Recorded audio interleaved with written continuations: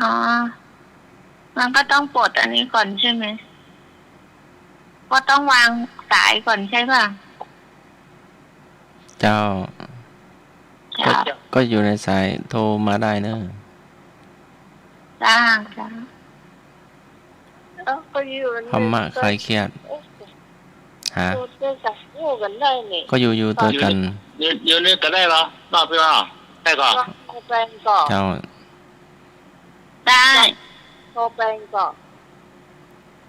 พี่กรณ์โทรหาอาจารย์สมัครจ้ะแปลงก่อนโดยโทรไอโปรโมชั่นแพงไหมพิมพ์โปรโมชั่นที่รู้อะค่ะอาจารย์เนรักพิมพ์ใน YouTube ว่าวัดฝ่ายหินไม่ใช่ว่านั่นแหละอันพระอาจารย์ครูบอกมาเอานี่พิมพ์ในเฟซก็ได้พิมพ์ใน YouTube ก็ได้ค่ะมันดูไม่ได้ดูไม่ได้พิมพ์คำว่าวัดฝ่ายหินมันเข้าไม่ได้จ้ะมันเป็นของเมื่อวานเนี่ยค่ะเป็นของเมื่อคืนเนี่ยจ้ะกดติดตามอ่ะ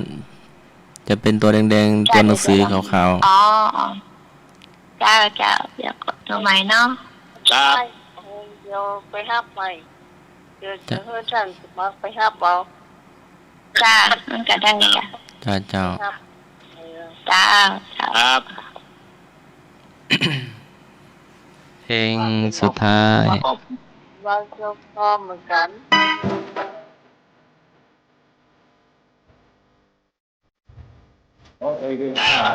ต่อ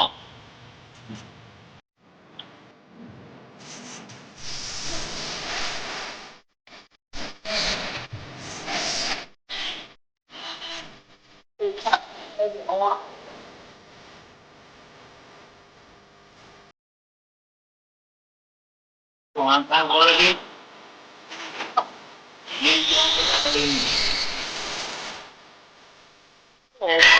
ครับ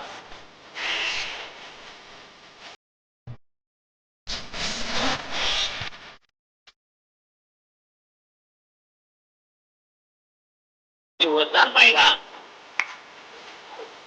ครับแล้วที่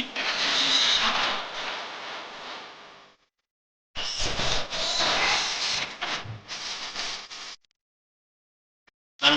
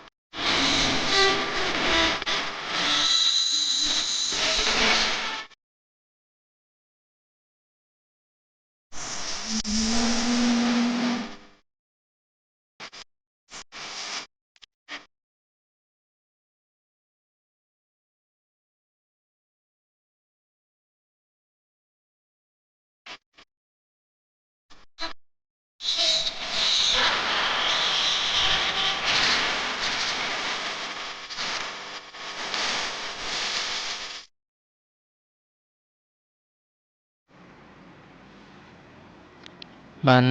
ชารัก ชัชดา บัญชาลักษณ์ บัญชาลักษณ์ชัชดาพร ลักขณาเวทบัญชาลักษณ์ชัชดาพร ลักขณาเวท เดี๋ยวนะท่านสมัครครับที่ก่อนดีกว่า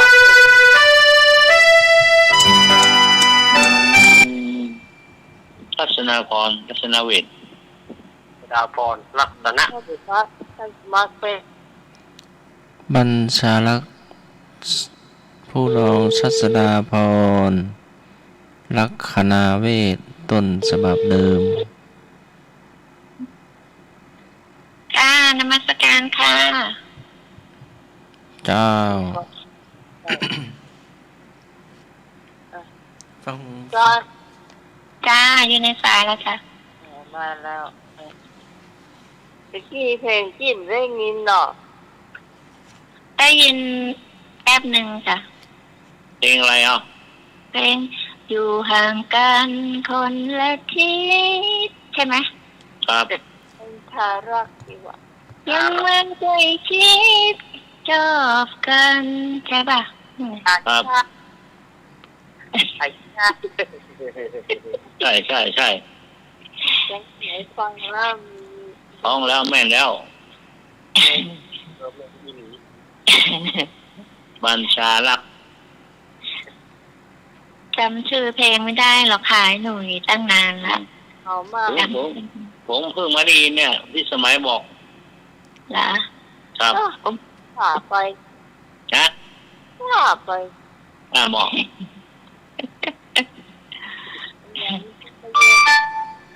มาแล้วดอยสะเก็ดนี่เนี่ยแม่นกอง ดอยสะเก็ดอันกำลังส่งน้ำอยู่ลงมาจากดอย ส่งน้ำเสร็จแล้วค่ะ รัชการครับหลวงพ่อกรุณาส่งสัญญาณส่งให้จัดสมัครด่วนครับ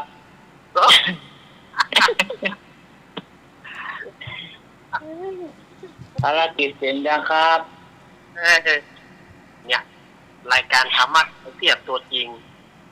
อยู่ห่างกันคนละทิศในหลังแม่หมดอ่ะไปแล้วหนึ่งครับ ต่อไป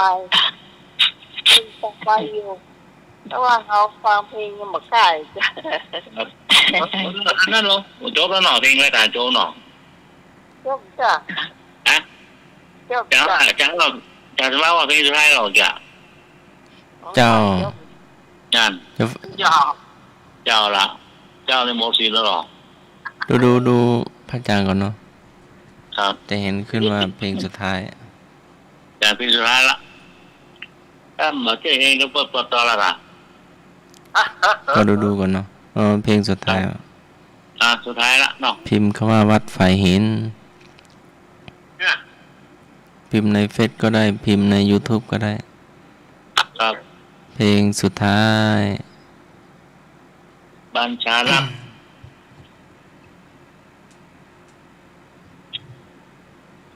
เมื่อกี้เห็นอาจารย์สมัครแวบหนึ่งจ้ะ ใน YouTube หรือว่า Facebook เจ้า อยู่ใน YouTube อ่ะ Facebook อันพี่กรณ์ไม่รู้ว่าจะอาจารย์แต่เห็นอยู่ใน YouTube อ่ะจ้ะ เจ้ากดติด แต่ ตาม แรก กดติด แต่แร ตาม กเข้าไม่ได้แล้วพอมากดดูเห็นอยู่แวบๆแล้วก็ได้ยินเพลง เจ้าหน้าที่เขาไม่เข้าหรือว่าความสูงไม่ได้ ความสูง ในเหนื่อยอ่ะพาเสียเรื่องอยู่เลยตั้งแต่แมวทำฝ้าถล่มเนาะ พิมพ์คำว่าวัดฝ่ายหินเชียงใหม่ จะมีรูปกดติด แต่แร ตาม กเข้าไม่ได้ เจดีย์เนาะ แต่พอมากดดูเห็นอยู่ จะมีรูปเจดีย์ครูบาโสภาแล้วก็รูปตา อ๋อ จาก เป็นเพลงสุดท้ายสุดท้ายเลยสุดที่ ครับเพลงสุดท้ายละ วันเนี่ย ยางรังสีเยอะมาก ครับอันนี้ม่วนเพลงนี้ม่วนเพลงก็ม่วน ไม่ได้ออกอากาศทางวิทยุ เออเพลงเนี้ยลูก โธ่ถ้าเป็นวิทยุได้นี่มันก็โอ้โห เออ ม่วนแน่ เดี๋ยวโรงเรียนเลือกกินข้าวเนาะกระดิ่งละเนาะ โตกันนี่จะว่าจ้าละวานกันเนาะ ที่ธุรกิจอัน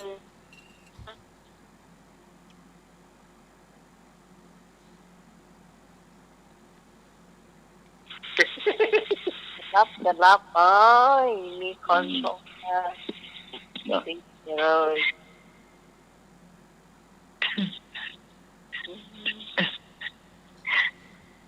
มันชาลาเจ้าพระเจ้าปิดตองเนอะ ตัวเปิ้ลมาได้ยินเหมือนได้เนอะ เจ้ากับพี่กรกำมลตัวคนเนอะการกุยเนอะเจ้าเนาะไปกับเป็นหมู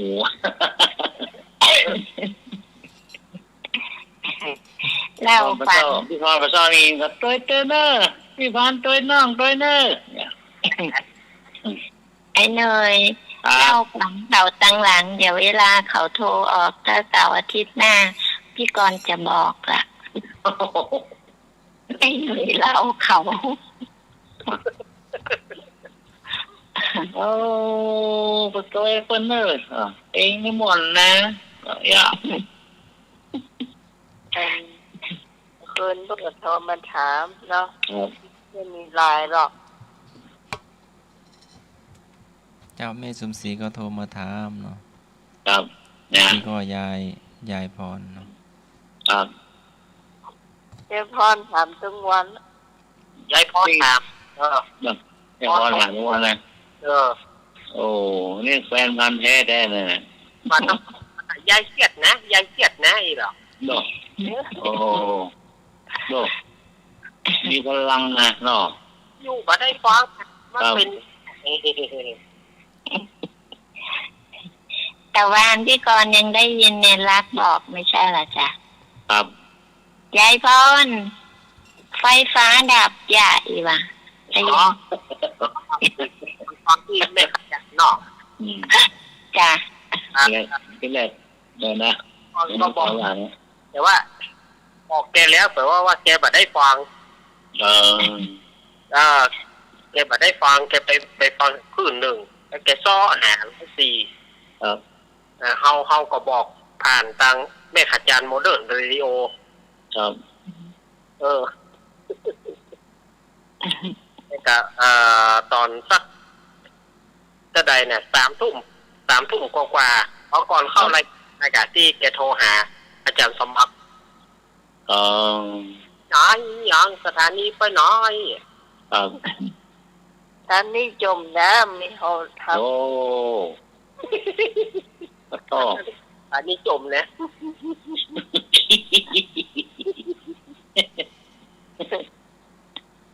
ท่านนี่จมน้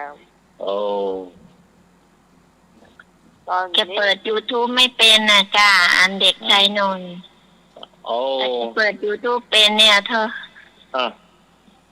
เข้าไป เข้าไม่ได้ ตัวที่แดงๆอ่ะ ที่มี YouTube เข้าไม่ได้พี่กรณ์ผมเข้าไม่ได้ ตัวนะเอง ตัวแดงๆอ่ะ อัน ครับ ความสูงไม่ให้เขาไม่ให้เข้า ได้เลยต้อง แต่ การ แต่ โทร แต่วิทยุที่ห้องส่งทำไมดังอ่ะ ครับแดงเนาะ ดังทั่ววัดเลยเนี่ย ปะออกแล้วก็ ลองเปิดดูดีๆเนาะ เดี๋ยวลองเปิดวิทยุดูเนาะ ครับ ออกแล้วก็ถ้าดีก็แสดงว่าโอ้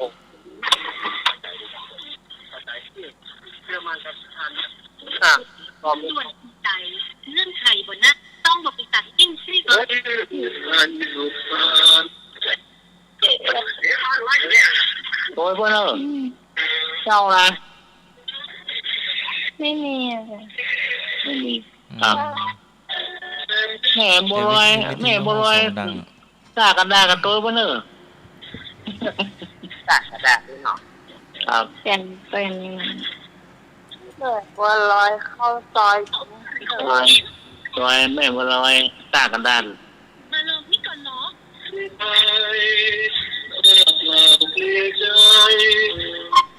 ลโหลแม่โทรมาจากไหนแม่พลอยนะแม่พลอยนะเปิดโบเลอร์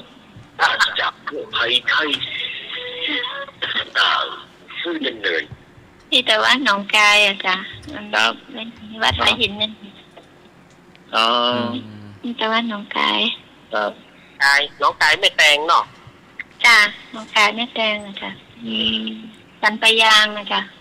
นั่นกะสันปะยาง จ้ะ หลวงพ่ออะไรก็หลวงพ่อฝรั่งนะ อ๋อ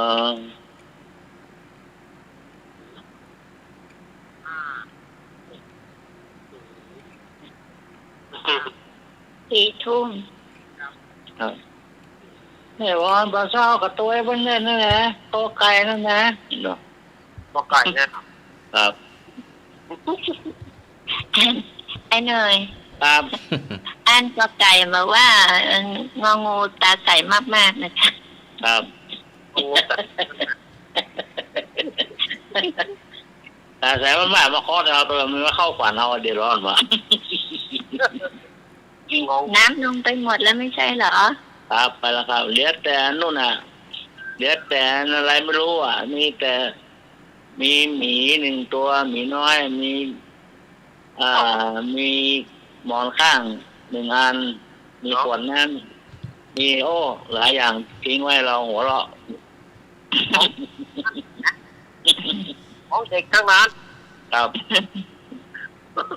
ของสัตว์ไม่มี ของผู้ใหญ่ไม่มาเลยอ่ะ โอ้ใจร้ายใจดี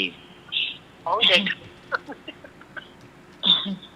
คอยประตูบ้านก็ไม่มีใครมาแขวนมาเลย เราทำไมบุญน้อยจังเลย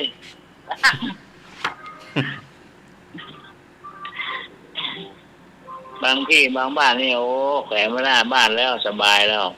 บุญเยอะเนาะครับ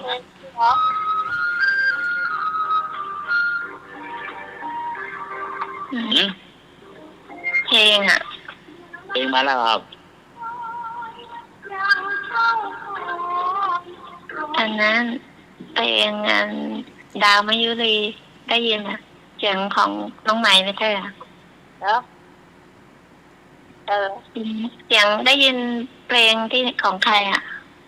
ของน้องใหม่หรือเปล่าไม่รู้ได้ยินเสียงเพลงของดาวมายุรีนะได้ยินไหมนั่นน่ะ ขอต่อกันการสมัคร ฮะ ต่อการเพลงอ่ะมีเพลงมีอีกเหรอ เพลงพักผ่อนแล้วก็ อ๋อเพลงพักผ่อนละ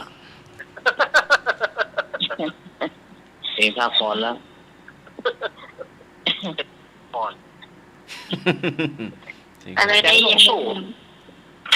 เพลงพักผ่อนละจะลงสู้ เพลงของแนวหลังยังคอยจ้ะดาวมายุรีร้อง ครับ เสียงเพราะเนาะ ครับ จ้ะ ฟังแล้วมันมีความรู้สึกว่าเพลงนี้มันฟังไม่เบื่อ อืมแนวหลังยังคอยอ่ะ จ้ะ ครับ คือเพลง คนร้องก็ยังสวยเหมือนเดิม เอาดาวมยุรีกับฟังชื่อนะหรอก จ้ะชื่อดาวมายุรี ดาวไม่มีล่วงเลย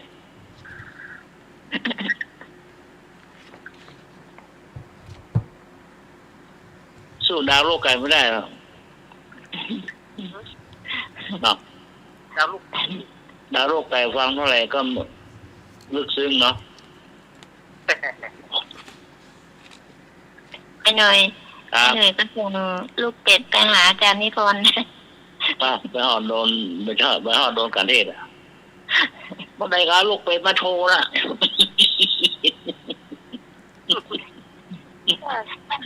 ตึงจังเนี่ย มันได้ลูกเป็ดสวยเด็กๆมาโชว์น่ะ ไอ้หนุ่ยก็ส่งรูปหล่อๆไอ้หนุ่ยส่งไปให้ดูสิ ส่งไปแล้ว หลอกเนาะ อาจารย์ซัดเราแรงเลยโอ้เลข2 ตัวสองตัวแซ่บหลายหนู กำลังเข้า YouTube ได้แล้วค่ะแอบฟังอยู่ไม่รู้เล่าขวัญเปิ้ลนะหนุ่ย ครับไม่รู้นะความ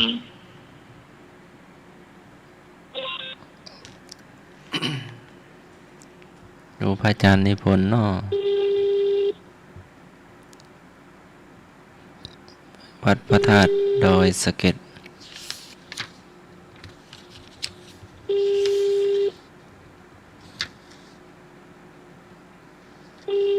ช่วงนี้ก็รอพระอาจารย์นิพนธ์เนาะ เมื่อ มีรูปถ้ากดเข้า YouTube ก็เห็นการสมัครถ้าเข้าได้นะครับ บางทีก็กดเข้าง่าย บางทีก็กดเข้ายาก อ๋อตอนนี้เห็นรูปไหมครับไม่เห็นเหรอเห็นไหม ตะกี้เห็นแวบๆแต่ถ้าการสมัครโทรเข้าอย่างนี้พ่วงไปงี้กดไม่ได้แล้ว อ๋อ ถ้าโทรอยู่ เบร์ก็จะหายแล้วจ้ะ ถ้าโทรอยู่เน็ตจะไม่สู้โทรเนาะ ครับ ถ้าเล่นคนละเครื่องน่าจะได้อยู่ กดแล้วเบอร์ก็หายละจ้ะ อ๋อใช่ แต่ตะกี้ที่กดนั่นก่อนอาจารย์สมัครโทรนั่นเห็นอยู่จ้ะ ครับ เห็นอยู่แล้วก็ เพลงก็ได้ยินนิดนึงนะจ้ะพอดีอาจารย์สมัคร ครับ โทรขึ้นพอดีจ้ะ อ๋อ เลยหายแหละคราวนี้ถ้าพี่กรณ์จะกดงั้นก็กดมาได้ ถ้ากดนี่สายก็หลุดแล้วก็ เรียบร้อยหรอ ได้เห็นจ้ะ กดปุ่มนี่ตีวงมันหรอ จ้ะ กดปุ่มนี่ตีวงมันหรอ จ้ะเต้ของงานพี่กรณ์คนเดียว ครับอ๋อ ถ้าพี่กรณ์กดออกก็คือกดถ้าจะดู YouTube นะครับ กดออกเพราะสายพี่กรณ์หลุดแต่คนเดียว ของไอ้หน่วยไม่หลุดอะจ้ะของอาจารย์เนรักคือไม่หลุด ครับ จ้ะ ต่อไปมาถามภาษาธรรมะ อ้าวธรรมะวันนี้อย่างประวัติหรือว่าอย่างธรรมะ อาจารย์นิพนธ์ ธรรมะ นิ เนาะ มนต์ครับผม ครับ อาจารย์นิพนธ์มายัง ตะกี้โทรไปท่านยังไม่ว่างรับสายเนาะ ครับลงมาอยากละ คำถาม ครับเชิญครับ วิชาวินัยมุกและเบญจศีลเบญจธรรมถามว่า ข้อใดไม่ใช่อาการของความมีสติรอบคอบก็ทำงานให้อากูล ขอทำงานไม่มีโทษ ขอทำงานอย่างตั้งใจ งอทำงานระมัดระวัง ถามว่าข้อใดไม่ใช่อาการของความมีสติรอบคอบก็ทำงานให้อากูล ขอทำงานที่ไม่มีโทษ ขอทำงานอย่างตั้งใจ งอทำงานระมัดระวัง กอไก่ บอกไก่ตัวเพื่อนเนาะตั้งกุย อาจารย์เนรักล่ะ เอากอไก่เหมือนกัน อ้าวพี่กรณ์กับตาลกล้วยไปตัวเปิ้ล เนาะ แม่บอย มา แม่ ถึง สามยอดแม่ พี่พอดอีหล่ะ ตอนมาตอนมาเช้าอ่ะ แย่ง ตอนนอนก็รับนะแม่บอยแม่โบแดงเนาะแม่โบแดง แม่บัวแดง แม่โบแดงตัดกล้อมแต่แม่บูน แม่บู แม่บูนตัดกล้วยมาครับ โอ้ แม่แดงดอกตะล่อม อ่า ครับ โอ้หน่อง่อมแค่จะง่อมการพ่องแน่ อ่า มันไม่กล้าซาลาเปาขายซาลาเปาขายขนมจีบครับ ครับขาย เพราะว่าจะดูตังลายอย่างก่อน ครับ นะแต่ถ้าดูก่อนจะได้หันนะเนาะ ครับ อืม นะครับ แม่บัวแดงบัวเขียว แม่พลอย เนาะอ่ะแม่ ครับ บะมีลายเนี่ยมันก็โยกได้อ่ะ ซ้อมปลาไว้ค่ะห้องไว้ค่ะอ๋อน้องได้ขาดตอนนะเนาะ ก็คือขาดตอน ครับ เดี๋ยวไปโยนย้อนหลังมาได้อะไรอ่ะโอ้มันได้ยินเห็นสักอย่าง ไป3 คนพี่การ ครับ พอ5 สุ่มอ่ะ ไอ้หน่อย ครับ ไอ้หน่อยทำไมไม่เรียกอันผู้ช่วยนิดเลยล่ะ อ๋อลืมไปแล้วโอ้แต่โรเนี่ยโอ้ครับสมนึกบนนาวงศ์ วัน ถ้า หา ดูรูปรอว่าตายเนาะครับ กำลังไหลไปไม่ตามแม่น้ำปิงเวลาไม่รู้กำลังอันไหลตามแม่น้ำปิงแม่วางไปแล้วก็ไม่รู้ โอ้แม่วางละ มึงแค่กระทบแค่โทบน้ำเหมือนกัน ครับ จริงๆแล้วคงมีลายเนอะ เฮ้ยพงเลยเหรอพงประสางอ่ะโอ้ คงดูได้ พงโทรมาเนอะได้เลยมีเหรอ แม่ไอ้โพง ครับ แม่ พงมา ไอ้โพงบ้านเต็ม ครับ น้ำยาน้องจริงๆไอ้โพง นั่น ครับให้ตอบกอไก่ตัวการหนึ่งแม่สมปะคอไอ้ยาละ ครับ ไม่สม แม่โทรบัดตีน้ำนู้เขาอยากนะดอก ไม่สมส้มไม่คา ครับ ส้มส้มแยม แม่ละปุนก็แม่ละปุนนะหายไปเป็นติดหรอ แม่จันตบแม่จันที่หายไป เพราะ เมิ ว่าน จันทีเกกะลามลบดู หายไปเมินเนอะ ครับ คุณสามีจะ ติดโอ้ ก่อสร้างซอย8 ครับ นะนี่ โอ้นักแน่ ครับ นักอยู่แน่ แม่สมศรีลูกวัดเหรอโน เจ้าพันโทรมาจาก เออ ห้องมันถาม เออ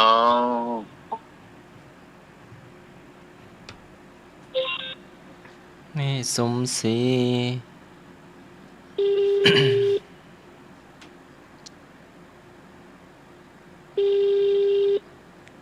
แม่สมศรีลุมวัดฝ่ายเห็นหน่อย เจ้า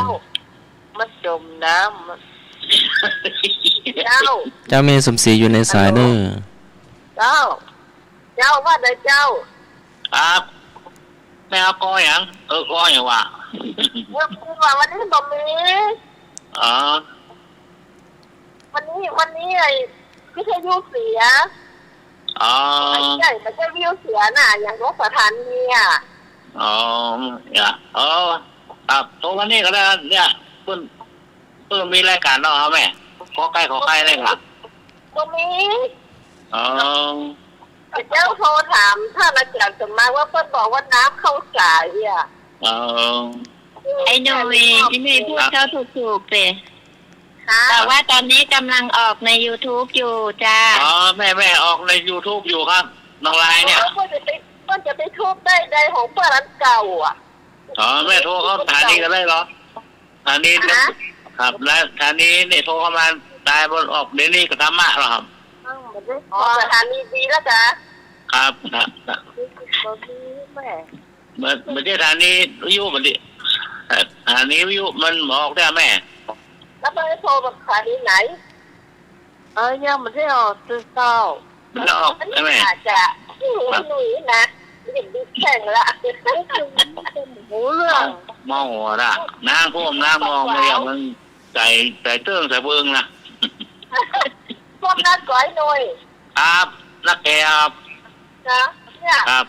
บ้านเพื่อนอยู่ที่อุโมงค์นี่ก็ท่วมตรง โอ้ นี้ เดี๋ยว โทรมาบอก บ้าผมเมื่อคืนบอกสมาแล้วแม่ผมเข้าไปละ เนาะโอ้ ครับ อย่างนี้มันลงแล้ว ครับ ขนาดบ้านมันก็สูงอ่ะ ครับ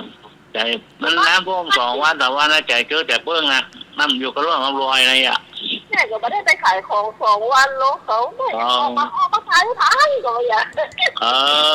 ครับครับ บอกว่าแบบอย่างนี้นะไม่ได้กลับเลยฟันเข้าล่องนี่คือหัวไล่หนูอยู่ไหนเจ้าเดียวเนี่ยอยู่บ้านกะ ครับอยู่บ้านครับผม แล้วชุ่มสายกันจ้ะ ครับช่วงสายเนี่ยครับ หน้ากันได้ยินเสียงพี่ใหม่เผยพี่เติงหาแล้วเนี่ยง่อมก็ง่อมเนี่ย ไปตักแหละ ฮะอากาศทางเฟซบุ๊กแม่มันฟังได้อย่างไรโทรศัพท์เปิดโบราณน่ะ นะ โทรเข้าโทรออกกันน่ะ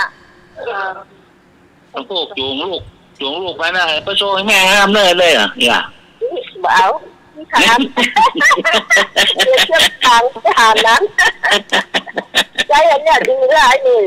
ครับ แต่อันนี้เชียงสังนักเจาะเบา ครับ น้องสาวจะถามเขาคือบอกเอาเนาะเขาจะออกกับพ่อแต่ไม่ได้โทรหาใครเนาะ ครับ ลุงก็ไปอยู่เลยแต่ก่อนถ้าลุงอยู่ก็ยังโทรเข้ามาหาลุงเนาะลุงก็ไปแบบมาบอกเลยลุงอ่ะ ครับ ไปแล้วไปรับ ครับ ยาวขอบคุณนะเจ้าที่อุตส่าห์โทรมา ครับครับ ยาว ครับครับผมครับสวัสดีครับผม ยา ครับ ว แม่วางสายให้หน่อยเจ้าแม่ แม่วางสายคำเด้อ ฮะ แม่วางสายคำเด้อครับ เจ้าครับขอบคุณครับ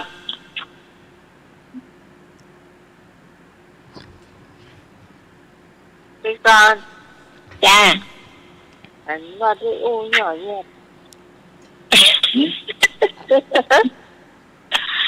ไอ้หนุ่ยอะพูดแต่เขาไม่ถูกนี่ เนี่ยมันเนี่ย พัดไฟบ่ถูกอ่ะ เนี่ยอ้าวแต่งหน้าว่ากันโคนบ่เสริมอ่ะ ไม่เติมได้ไงเล่าไอ้หนุ่ยพูดอยู่อะเดี๋ยวจะว่ามันพูด อะไรที่มันว่าพูดอะไร พูดสอดเองค่ะ อ๋อ คนหนึ่งคนใดก็ต้องพูดไอ้หนุ่ยต้องบอกเขาว่าตอนนี้ออกใน YouTube YouTube อ่ะอ๋อ YouTube เนาะอ๋อ YouTube ก็ได้เฟซก็ได้พี่กรณ์ไม่รู้อะพี่กรณ์ดูว่ามันเป็น YouTube นะ อ๋อ YouTube เนาะค เฟ รับ ซก็ได้อะไรก็ได้ ถ้าเขาอยากคุยด้วยก็เขาคุยอยู่ได้แล้วหน่อย ครับ พอเขาโทรมาเขาคุยได้เขาก็จะได้ยินเสียงหลายๆคนเขาง่อม ครับ ไอ้หนูไม่บอก คุยอยู่ก่อนก็ได้ครับอีกเนาะยังไม่ว่าอย่างนี้ ท่านเขาก็บอกว่าอย่างท่านสมาคับมาเนี่ยตัวซับเป็นวันทุกคอก็ถ้าเป็นวันทุกคอเนี่ยเป็นอย่างแต่ว่าถ้าไม่ใช่เนี่ยมันแตงนี่ คนละเครือข่าย มันจะต้องเป็นเครือข่ายเดียวกันอย่าว่ามันทุกคอยอ่ะ เห็นไหม ถ้าว่าของคนไม่ใช่วันทุกคอก็โอ้ ของเขานี่ตายอ่ะโดนนาทีละบาทเลยอ่ะ เรียวมนลึงเลยอ่ะ ก็เดียวกับมดนะคะ เรียว แล้วนะ ป่วย แต่เวลาเติมเงินคนละนิยม20 บาทนี่หรอโอ้หน้าหญิงหมดละ โอ้ไม่ใช่อันไปซับไปหน้าสื่อนะคะอันเป็นฟ้าจกเนี่ยย่องเงินของ ดีแล้วแหละไอ้หนุ่ย ครับ ก็ยังบอกให้ยืมอยู่อ่ะ ครับบาง เรา ค ก็ น ยัง นี่ ใจดีให้ยืมอ่ะ ก่อนบางคนนี่ปูดตื่นนะก็เขาลูกมาโวยวายเลยพ่อท่อไอ้ยังนี่ไปเป็นหนี้ไปสินเขาเมื่อไร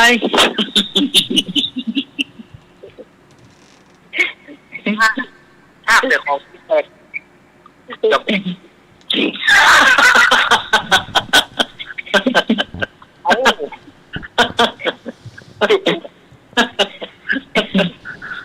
วันนี้ยังอย่างมันทุกอย่างอ่ะมัน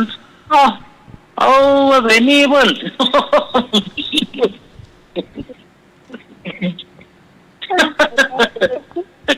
เดือ เดี๋ย ด วเราต้องไปเที่ยวโอ้ เดือดร้อน ถามคำถามข้อเดียวอยู่จบเถอะ คำถามข้อเดียว อ่า ผู้ 30 ช่วย นาที ถ้าสมัครเปิดเผย ข้อใดไม่ใช่ ไม่ใช่อาการของความมีสติรอบคอบทำงานให้อากูล ข้อกอไก่ เย่แหละหน่อย ครับ ถูกต้อง ครับ ตาม ความหมาย เย่ ความหมายอากูนี่ความหมายนะครับ คืองานมีให้ข้างค้าง อ๋อ อืม แว่งก่อนมีเนาะ ทำงานให้อากูลก็งานเก่ายังไม่แล้วงานใหม่มา อ๋อ ทำไม่ กอง เสร็จ ไว้ตรงนั้นก่อนใช่ไหม กอง อ๋ เอ้า อไม่เสร็จ เอาวางไว้ตรงนั้นก่อนใช่ไหมทำไม่แล้วไม่เสร็จ ครับ มันค้างไว้ อ๋อ ทำอันนี้ยังไม่เสร็จทำอันใหม่ต่อไป แล้วก็ไม่เสร็จสักอย่าง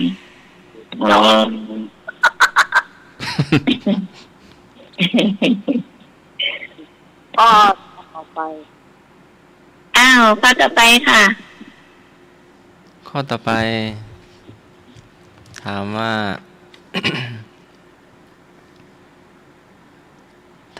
อ้าวหายไปไหนละ ข้อต่อไป เมื่ออคติ หมายถึงความลำเอียงเกิดขึ้นย่อมทำลายอะไร เมื่ออคติ เกิดขึ้นย่อมทำลายอะไร ก็ความยุติธรรม ขอความนับถือ ขอความเจริญ งอความไว้ใจ ก็ไก่ ผมเอาข้อกอไก่แน่ เอากอไก่เหมือนกันนะกอไก่กง ๆกอไก่โกก ครับ จอย ไอ้หน่อยบอกผู้ช่วยนึกหรือยัง สมเด็จโบทาวงศ์มาบูเลยครับ ตานกล้วย การเผยเลยเนาะ จ้า อันนี้การเผยเลยว่าโอ้เปิดกล้วยหนึ่งนะครับอย่า พอมตัว โอ้ยเปิดกล้วยนั่นรวยละหนุ่ม ด้วยป้ากำนันครับ พ่อของร้านเขากอไก่ ผมยาวงองูครับ นะตัวนะพวกกับเอากอไก่หัวงองู พ่อของร้านเขาหัวผมเจ้าหางงองูครับ อันนี้ขนาดตัวกันแล้วเลย ถูกมาถูกเจอมาเจอครับ หน่วย สวัสดีครับ หน่วยว่าบ่เปิงตอนนี้เราต้องว่าเปิง นะ ลืมตัวจริงเนี่ยโอ้แต่เองไม่ได้ ครับ ตัวแทนเนาะตัวแทนมาเนาะตัวแทนรายงานตัว ได้ไหนกันต่อ มาแซวกันนะครับ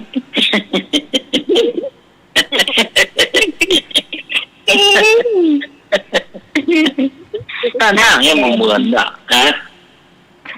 นู่นถ้าจะเหมือนต้องน้องเจเจ ครับ ใช่ไหมอาจารย์ในรัก พี่ก่อนบัตรถูก น้องน้องเจเจฮะเขาจะพูดเหมือน ครับ คล้ายกัน มีส่วนคล้าย เวลาไม่ได้ยินเขาถึงจะเอิ้นหากัน นมัสการพระครูสิโจของเขาเหมือนกันครับ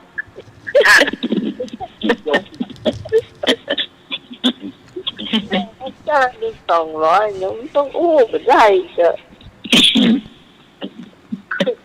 อย่างสุวัสดิโย ก้มเลยเนาะนะ นะ นั่นที่ก้มเลยเนาะ มัน มันจำได้อันต้านนะหรอ อ่า เอาจากว่าท่านพระครูสมุวิศวรกิจโจอ่ะ ครับ มันหายไปหมดอ่ะ ครับ ป้าครูสูงขึ้นอีก ให้ หมด ช่องได้ให้ช่องเราเข้ามี ก็ว่าปิดสมัยนี่เราแกยังจะหาได้นี่ว่าไม้ปิดสมัยนั่นน่ะ อ๋อตอนนั้นหน่วยในของเราล่ะ อันยามันในพยางเดียวอย่าง อ๋อตอนนั้นหน่วยในของที่ไปคอนี่เสียอ๋อไปแล้วก็ดอง อันนี้ให้หมดนะแล้วก็แกก็จะอู้ก็ให้ตักไปทั่วแล้วบอกเจ้าหู้จักนะครับ บอกว่าเอาให้มันเวลาต้องอย่างนั่งแหนนะเพราะว่าเวทตัวเก่ามันไปแจ้นั่นก็บอกแกก็บอกฟังแกว่า ครับไม่ละ ฟัง ทำต้นไม้เราหรอก ไหว้แต่เน้นลากไหว้แต่ตุ้ลุงนวลสวัสดีพ่อแหนน ครับไปแล้วหรอนี่เนาะ เตือนกับมดไข้หัวนะครับ ยังเพื่อนของแรกอะรถโจรมันอะรถโจรมันเพื่อนเงียนไรครูหรอกรถโจรหายใหม่เพื่อไปยืนวัดก็ได้มันได้มันก็ไม่ได้ว่าได้ก็หูยาวนะนั้นมันจำไม่ได้วะ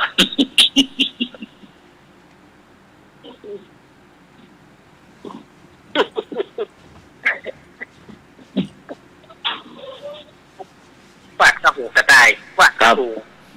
ถ้าแม่จำได้วะปิกไปหอ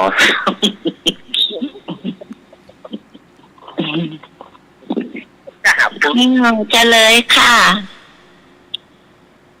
อคติความลำเอียง มีอยู่สี่ข้อฉันทาคติลำเอียงเพราะรัก โทสาคติลำเอียงเพราะโกรธ ฟัง พยาคติลำเอียงเพราะกลัว โมหาคติลำเอียงเพราะเขา อ๋อ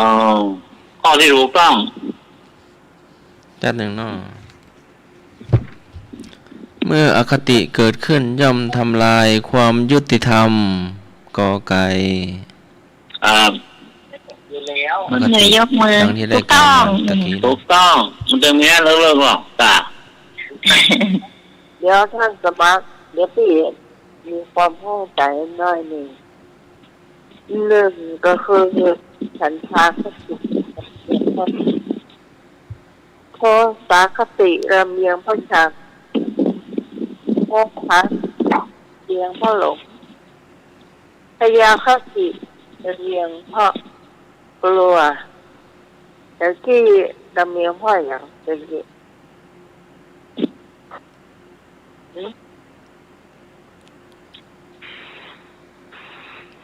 อะไรนะ ลมพัดไปละลมพัดอันปักกระตือนไปบุละ มาไปกับฝนอะไรนะ ที่ว่าโมหะคติเนี่ยแปลว่าอย่าง โมหาคติ อืม โลภะโทสะโมหะ แปลว่าอะไรตอบมาได้เลยถามหัดสมัครหรือว่าถามทุกคน ก็ถามท่านสมาร์ทอะ อย่างเนาะเมื่อวานถามว่าอะไรเรา โมหาคติลำเอียงเพราะเขา โมหะเนี่ยคือโมหะเนาะลำเอียงเพ จ้ะ ราะ ครับ โอ้อันนี้ก็อู้หรอกใช่กะ มันก็คือ ความหลง นะ ความหลง ความหลงด้วยความ ความไม่รู้นะกันเนาะ อยากให้ยาน ไม่รู้ธรรมไม่รู้ศีล ยันมันอย่างนี้ มันมืดเนาะพูดง่าย ครับ เอาก็งงว่าท่านสมาร์ทอย่างนั้นอ่านอย่างนั้น เขาเขียนมาอย่างนี้ ปักกระตือนใน Google นะ อ๋อ พักกระตือ ขู่เกิน ทำไมกูเกิลบอกผิด เนาะ คิดนั่นแหละ เอาว่าโมหะนี่มันถ้าเฮ้อถูกมันจะเป็นหลง มันจะใช้ความโง่เขลานะแต่ว่า ความหลงกับโง่มันอันเดียวกันก็ความเขาความโง่ มันไม่ เนี่ย มันไม่ใช่อะมาคนละอันนะมาคนละอย่างคนละประโยค เนี่ย จากพจนานุกรมราชบัณฑิตสถานนั่นนะ จะมันก็พลาดไปหน่อย จริงๆต้องเป็นคำว่าอะไรนะครับ หลง ความ ล หล อง งกันโมโห โอ้โห ความเขากับความหลงอันเดียวกันครับ หลง มันจะ อื ต้องเป็น ม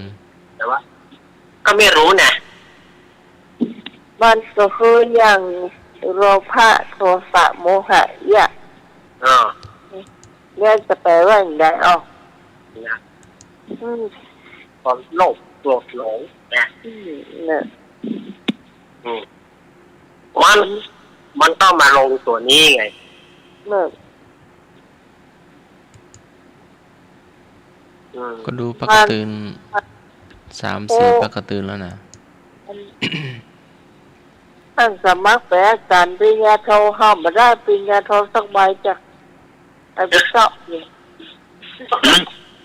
ไอ้พิเศษปริญญามันสร้างสาย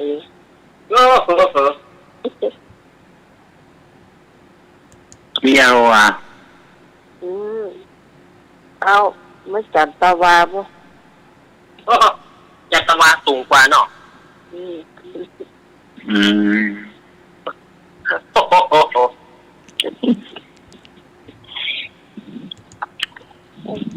อไป ต่อไปครับผม ความลำเอียงเพราะเหตุใดจัดเป็นโทสาคติ ก็เพราะรัก ขอเพราะเกลียดชัง คอเพราะเขา งอเพราะกลัว ความลำเอียงเพราะเหตุใดจัดเป็นโทสาคติ ก็เพราะรัก ขอเพราะเกลียดชัง คอเพราะเขา งอเพราะกลัว ที่ อ่า ทางก็ทันทางเข้าจริงก็ทันทาง โทสา โตสาจ้ะ เจ้าโทสาคติ ค โต ติ สาลำเลียงพระทางลำเลียงพระทาง อันนี้ปีว่าลำเอียงพ่อช้างเนาะไปเนาะ หัวข้อแหลมหัว ข้อขอไข่ ขอไข่เจ้า กอไก่ลำเอียงพ่อรักเนาะ พี่กรณ์ข้อไหนครับ จะไปทางไหนดีเนี่ย ไหนก้อนไหนก็ จะไปจะรอดอุโมงค์ไม่ขึ้นทางด่วน นอดอุโมงค์เลยนะครับ เดี๋ยวเอาแบบออกอากาศเนาะเอาคือมันครบเนาะ ครับ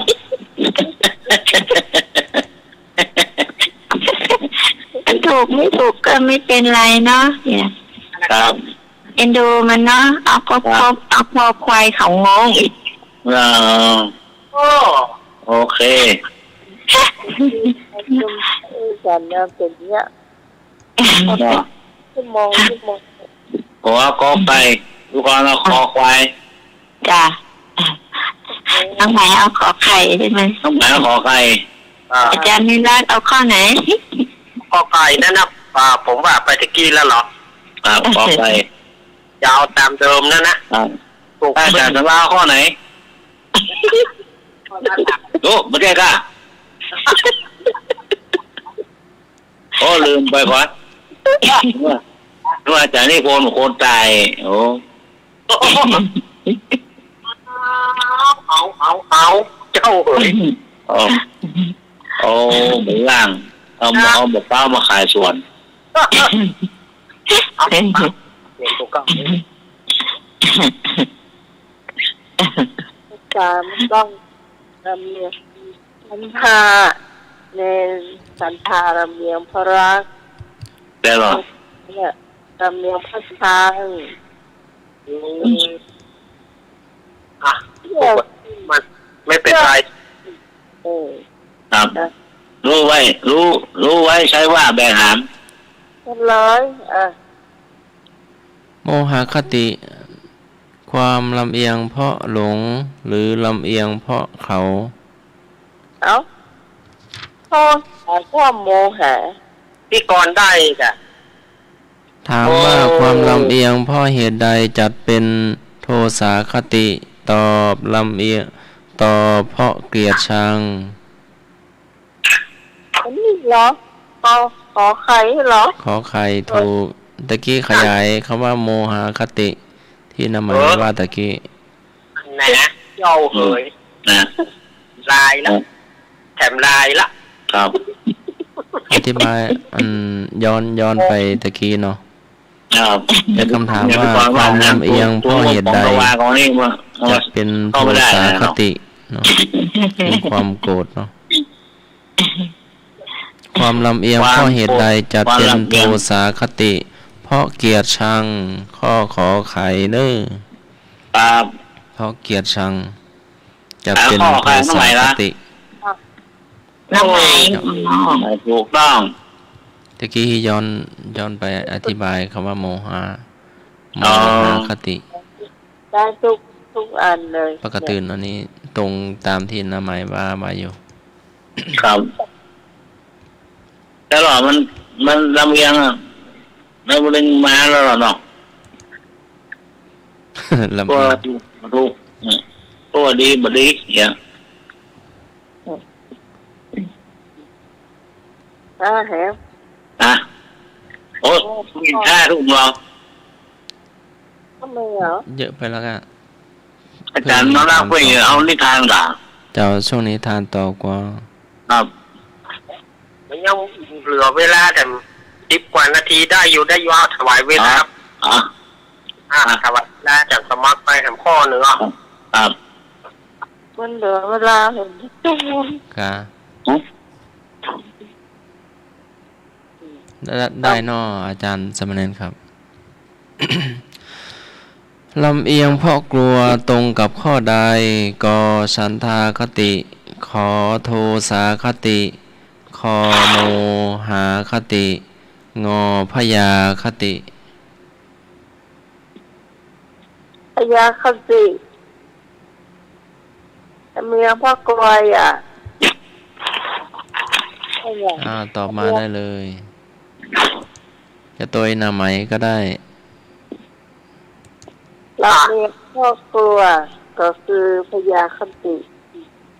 ครับขอตามด้วยคน ขอเอี่ยวด้วยคน ขอกระโคนถัดไป ขอคนต่อไป งั้นก็รอเป็นคนถัดไปเหมือนกันจ้ะ ครับ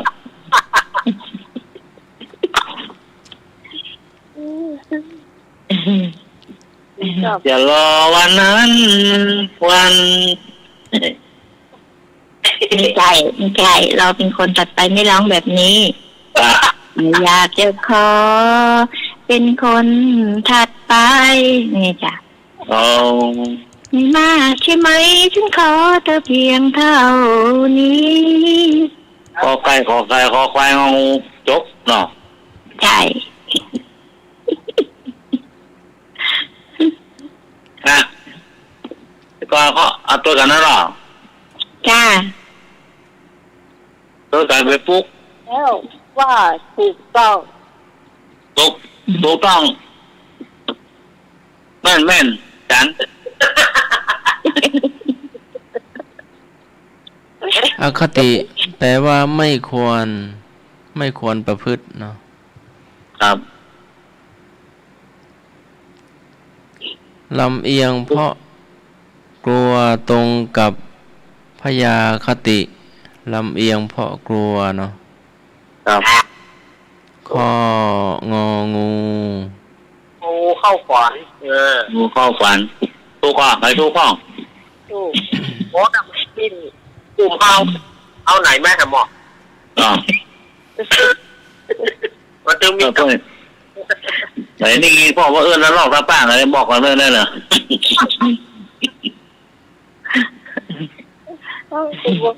มีคนฟังหรือว่าฟังต้องถามอาจารย์เนี่ย มีเหรออาจารย์ว่ามีมี อาจารย์ว่า50 ถึง 60 คนเนอะ ดอกโอ้ไซโย ฟัง ไอ้หนุ่ยไปเล่าฝันใครมากนะครับ จะไปเล่า คุณผู้ จะ ฟัง ไปเล่า อาจารย์พระครู ขวัญใคร แจ้ง ต่อห ตะ น้า วัน เนอมีคนฟังอยู่นะครับ บ่หรอกบ่หรอก หลวงพ่อวัดสันปะเลียงก็สดับรับฟังอยู่เด้อ ครับ อาจารย์เลขาเจ้าคณะอำเภอเมืองเชียงใหม่ก็สดับรับฟังอยู่ ครับ เจ้า ครับหมโกมาเก้ามาอู้ขอฟังนะครับ ไอ้หนุ่ย ครับ ไอ้หนุ่ยที่เราเล่ากันเมื่อกลางวันเนี่ยเดี๋ยวเวลาเล่าเจอไอ้หนุ่ยเอาไปเล่าอย่างนึงไม่ต้องเอ่ยถึงอันนั้นนะ ลืมไปแล้วมา เยอะ ไอ้หนุ่ยอย่างใหญ่เดี๋ยวอันอาจารย์สมัครของเวลาสัก2 นาทีนะทวนไอ้หนุ่ยเดี๋ยวเวลาเผื่อเป็นอันไอ้หนุ่ยจะเล่าเสือไอ้หนุ่ยที่ว่าคนใดกองอันงามน่ะที่เวลาตายแล้ว เวลาให้ก็ไม่เอาขาย อ๋ ก็ อครับ น่ะเวลาหนุ่ยเล่าเสือแต่ไม่ต้องไปเอ่ยถึงอันนั้นอันนี้นะครับ อ๋อ ครับ เราเป็นแบบว่าชาวบ้านธรรมดาเป็นงามอะไรประมาณเนี้ยเนาะ ครับ แบบที่เราเล่ากันเมื่อกลางวันเนี่ยเนาะ ครับ ค่ะ ครับ อ๋อ เป็นทางนิทานนะคะ ครับ เอาละเนาะช่วงของจะเหล่านิทานมาแล้วเนอะวันนี้ ถึงไม่จะฟังกันจุ่มปัตตานีกับอินดูสกายญาติโยมเอาหวังไว้ว่าวันเสาร์วันอาทิตย์แน่วิทยุก็คงเรียบร้อยแล้วเนาะ ครับเอาด้วยอาจารย์เลยไม่คนฟังหลายคนน่ะ ผมคนเหนือเอา เข้าแล้ว ใครมาฟังคน การ ฟัง สมัครเหรอ ครับ เห็นเลยการสมัครจำลองพี่กรณ์จำลองน้องใหม่จำลอง อันนี้นอนอยู่แล้วเฮาปุ่ม ไอ้ที่เพิ่มได้วิว่างแล้วก่อนว่าเอาขอตัวเขาคนเดียวไว้ก่อน ว่าฉันว่าหนูฟังแท่งนี้เลย ม่วนแน่มีหัวหน้าอย่างนี้เนาะมีหัวหน้าสมัยนะ3-4 คนแล้วโอ้เอาละกะต้องตั้งเพื่อเริ่มแล้วเหรอเนาะ ก็คืนแล้วนี่มีกี่คนทีแรก2ความไม่หัน2เนาะ ก็ประคองกันจนแล้ว ครับ นี่ก็เกือบแล้วเนี่ย ครับ นี่ก็จบแล้ว นะ เนี่ยรักเรานิทาน โอ้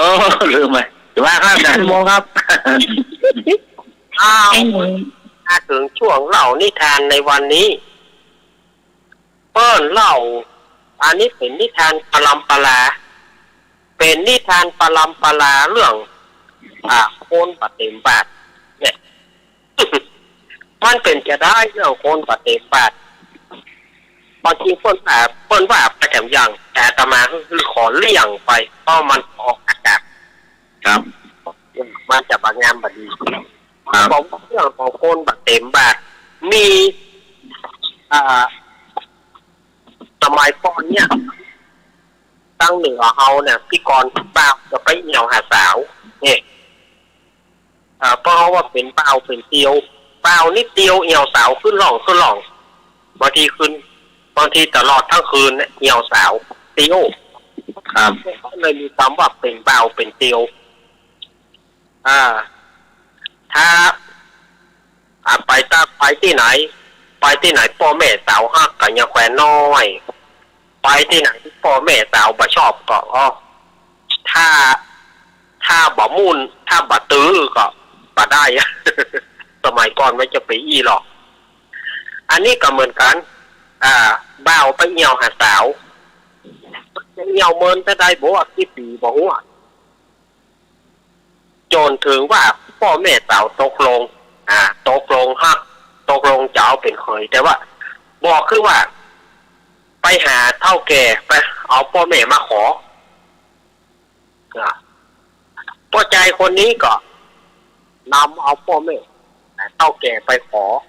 สาบพอถึงกำหนดตกลงกันแล้วพ่อสาวก็บอกอีน้อย ไปเอาอาหารมาไปยกกับข้าวมาลูกสาวกับเข้าไปในเรือนไฟเข้าไปในครัวเมื่อเข้าไปแล้วตาก็ไปเหลือบหันใส่ค้อนห้อยอยู่นะค้อนนั้นห้อยอยู่เปิ้นก็ห้อยอยู่ของเปิ้นนะสาวคนนี้ก็มาพิจารณาไปหน้านี่นะเกิดว่าเขาแต่งงานแล้วเขาจะมีลูกเกิดว่าเขามีลูกแล้วเกิดลูกเขามาเล่นโซนไหนนี่เกิดค้อนเนี่ยมาตกใส่หัวลูกเขาจะแย่งใดเอาเมื่อค้อนตกใส่ลูกเขาก็ตายเขาก็มาได้อุ้มลูกว่าแล้วก็ให้เจ้าเฮ้ยนั่งให้ที่นี่กับไฟป่อว่าที่เจ้าสาวก่อนอีน้อยมันหยับแม่ทอดมาเดียวอย่างใดเนี่ยไปแม่มันไปพอแล้วมันยิ่งหยังมันเป็นหยังไปพอแล้วแม่มาก่อนเข้าในครัวเข้าในเรือนไฟเมื่อเข้าไปหันใส่ลูกนั่งให้อยู่แงนพอค้อนมือให้เนี่ยอีน้อยอีแม่พอเนี่ยนี่หยังก็สมมุติว่าแถมหน่อยเขามีลูกเขาเกิดมาเล่นโซนไหนนี่หรอแล้วค้อนที่ห้อยเกิดมาตกใส่หัวลูกเขาตายเอามาได้อุ้มลูกไก่แม่แต่อีเฮ้ยกูก็มาได้อุ้มหลานค่ะตอนนั้นเอาเป็นไปด้วยการแถมโอ้ฝ่ายพ่อเจ้าสาวก็พ่อเจ้าสาวแล้วก็ตลอดจนถึงพ่อแม่เจ้าบ่าวเต้าแก่ก็มาได้กินข้าวล่ะคอนตองโยกข้าวยังได้แบบเดียวนี่ใจกู้ไปหาหนองใจคนใดไปก่อนเงียบว่าที่ลูกเขยหัวอีน้อยนี่เนาะคนเมืองเราจะฮ้องว่าอาจจะฮ้องแฟนของเนี่ยเขาว่าผัวอีน้อยมันตรงตัวเลยไปผัวอีน้อยไปพอแล้วเขาไปเงี้ยอย่างกันเนี่ยว่านี่ต่อไปแต่ว่าอีแม่น้องให้เงี้ยอย่างกันเนี่ยก็ให้พ่อเขาเนี่ยนี่อย่างก็ฟ้อนห้อยเนี่ยแถมเขาต้องใส่หัวลูกเขาประกายกะอีแม่ก็มาได้อุ้มหลานเจ้าก็มาได้อุ้มลูกแต่กะก็มาได้อุ้มลูกแต่คนนั่นเฮ้ยยุ่งทีนี้ป่อเจ้าสาวลำคาญ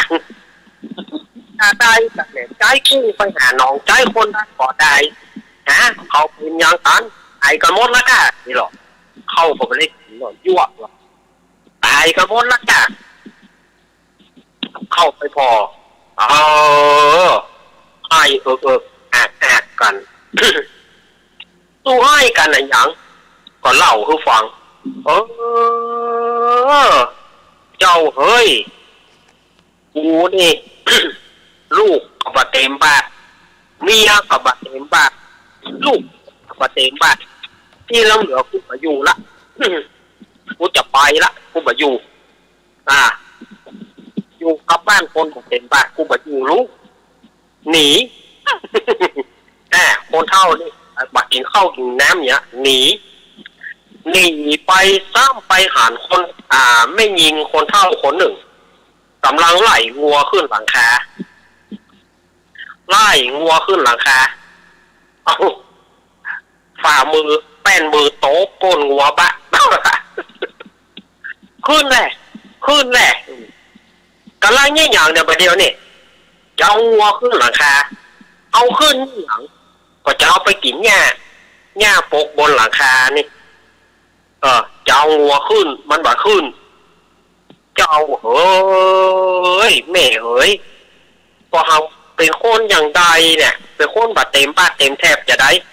ก่อนย่างบักเกี่ยวลงมาให้มันกินเกี่ยวลงมาให้มันกินก่ะ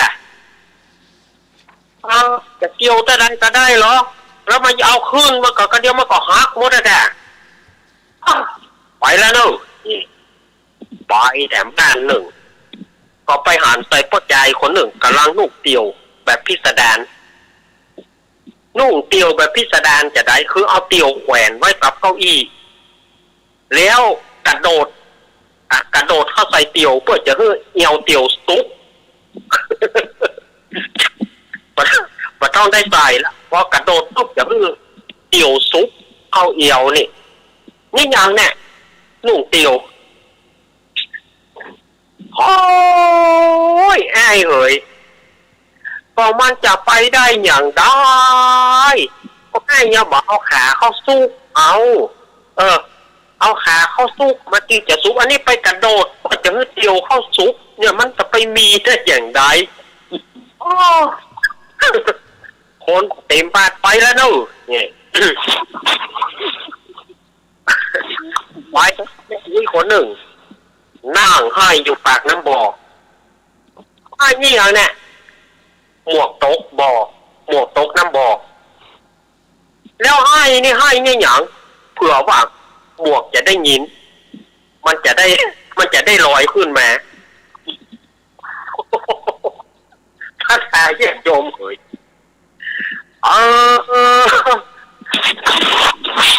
หาอันยังกะหาไม้หาอย่างเข้าไปกะหาหอกก็อันยังเข้าไปก็เอากะ แล้วอย่างนี้เมื่อใดมันจะลอยขึ้นมา10 ปี100 ปีมันก็บ่ลอยขึ้นมากะโอ้ยบ้านใดก็คนบ่เต็มปลายแถมคนหนึ่งเอามื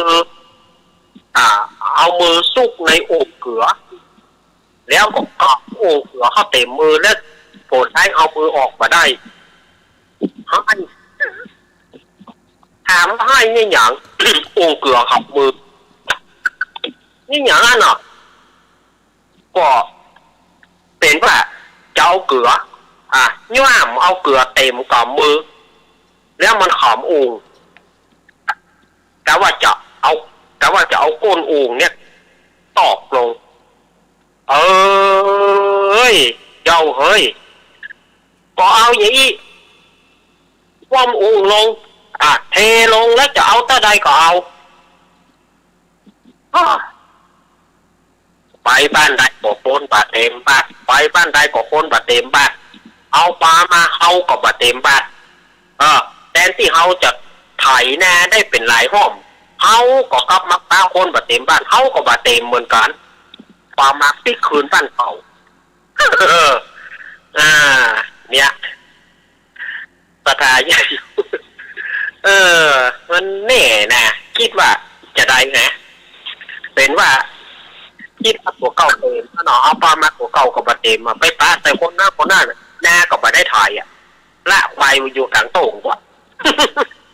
ละควายอยู่กลางโต่งพวกแง่อยู่กลางโต่งกว่า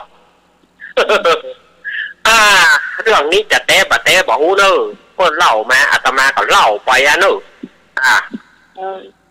คนที่มันกระโดดใส่กันเตียวหรอไอ้เขาแบบหมดมันจะฮึ่เตียวเข้าซุปเอียวมันปีมันกระโดดแล้วมันจะฮึ่เตียวเข้าซุปเลยท่านก็อยู่ตั้งสันที่ทำดู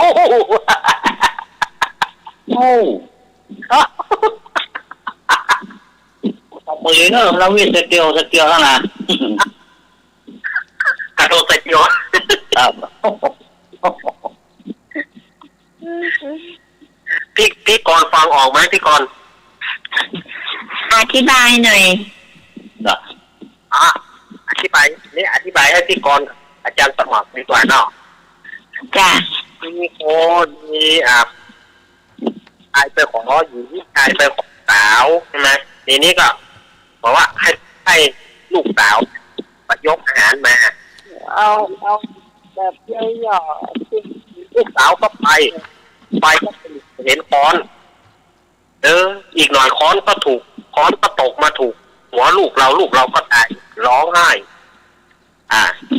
แม่ยายใช้แม่ยายไปอีกแม่ยายก็ไปเห็นถามความร้องไห้ว่าที่ลูกเขยไปก็ร้องไห้อีกพ่อก็ไปก็หนีไม่อยู่ละคนไม่เต็มไม่อยู่ละไปอีกไปเห็นหญิงแก่คนหนึ่งกำลังไล่วัวขึ้นหลังคาเพราะว่าหญ้ามันรกบนหลังคาไล่วัวให้วัวขึ้นไปกินบนหลังคาทำไมไม่เกี่ยวมาให้มันแล้วไปพบใส่ชายคนหนึ่งจะนุ่งกางเกงเอากางเกงแขวนไว้แล้วก็กระโดดแต่ว่าจะให้กางเกงเนี่ยกางเกงเนี่ยถึงเอวทันทีซุบเข้าเอวทันทีเลยแบบชุบไม่ต้องนุ่งมันจะมันจะเข้าเอวทันทีทำไมไม่นุ่งล่ะไปอีกไปเห็นใส่คนหนึ่งร้องไห้หมวกตกน้ำหมวกตกบ่อน้ำร้องไห้เผื่อว่ามันจะลอยขึ้นมาไปคนหนึ่งก็ไปเอาเกลือเขามีไหเกลือหรอเขามีไหเกลือหรือว่าคนเมืองอะไรเรียกว่าโอ่งเกลือกำเต็มกำแล้วก็เอามือออกไหไม่ได้ร้องไห้ทำไมไม่เทออกอยู่ที่ไหนคนไม่เต็มไอเราก็ไม่เต็มนาก็ไหไม่เสร็จนาไม่เสร็จเอาประมาณก็กลับไปบ้านเดิมสรุปแล้วไม่เต็มสักคนใช่ไหมไม่เต็มสักคน เต็มสักคนหรอไอ้หน่อยก็ไม่เต็มเอาประมาณมูลเดียวกันเป็นรักจากมาดีว่าครับเมื่อว่ามีหรอกกรรมเนี่ยคนเราต้องทำให้เป็นมะม่วงดิบอย่าทำเป็นมะม่วงสุกแล้วมันจะร่วงลงดินโป๊ะเนี่ยก่อนเขาไม่ทำบี้ไหมหาบี้รู้จักจ้ะรู้จักไอ้หน่อยรู้จักไหมที่น้องหมายพูดเมื่อกี้ไอ้หน่อยรู้จักป่ะมันอะไรนะน้องหมายพูดเมื่อกี้ไอ้หน่อยรู้จักไหมข้อความไม่ชัดเจนกรุณาเขียนมาใหม่ตาบี้รู้จักไหมตาบี้โอ้ไม่ชัดเจนนี่ตาบี้ก็ผีเสื้อป่ะลองถามอาจารย์สมัครนี่รู้จักหรือเปล่า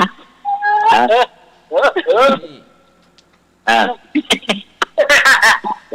ารสมัครส่วนทันทีดอก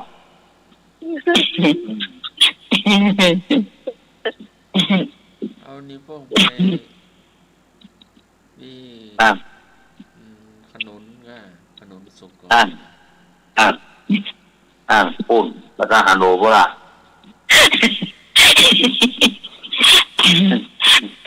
ไม่ใช่อาจารย์เนรรักเล่าถึงเรื่องคนไม่เต็มสักคนน้องใหม่ก็เลยบอกว่าเนี่ยเป็น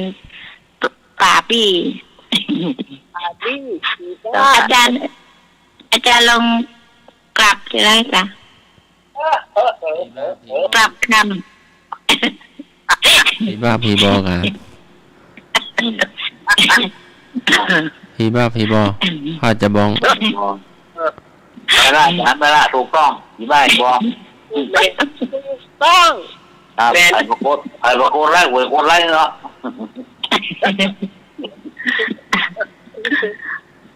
ไอ้นุ้ยกดแชร์ไปเลย กดแล้วกดไปแล้วเหรอ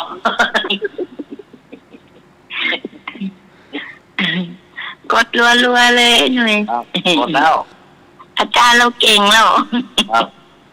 จานพาเราข้างทางนู่นน่ะมันอยู่ข้างทางนี่นี่ อาจารย์ไม่ต้องกลัวเรามี2 คนแล้ว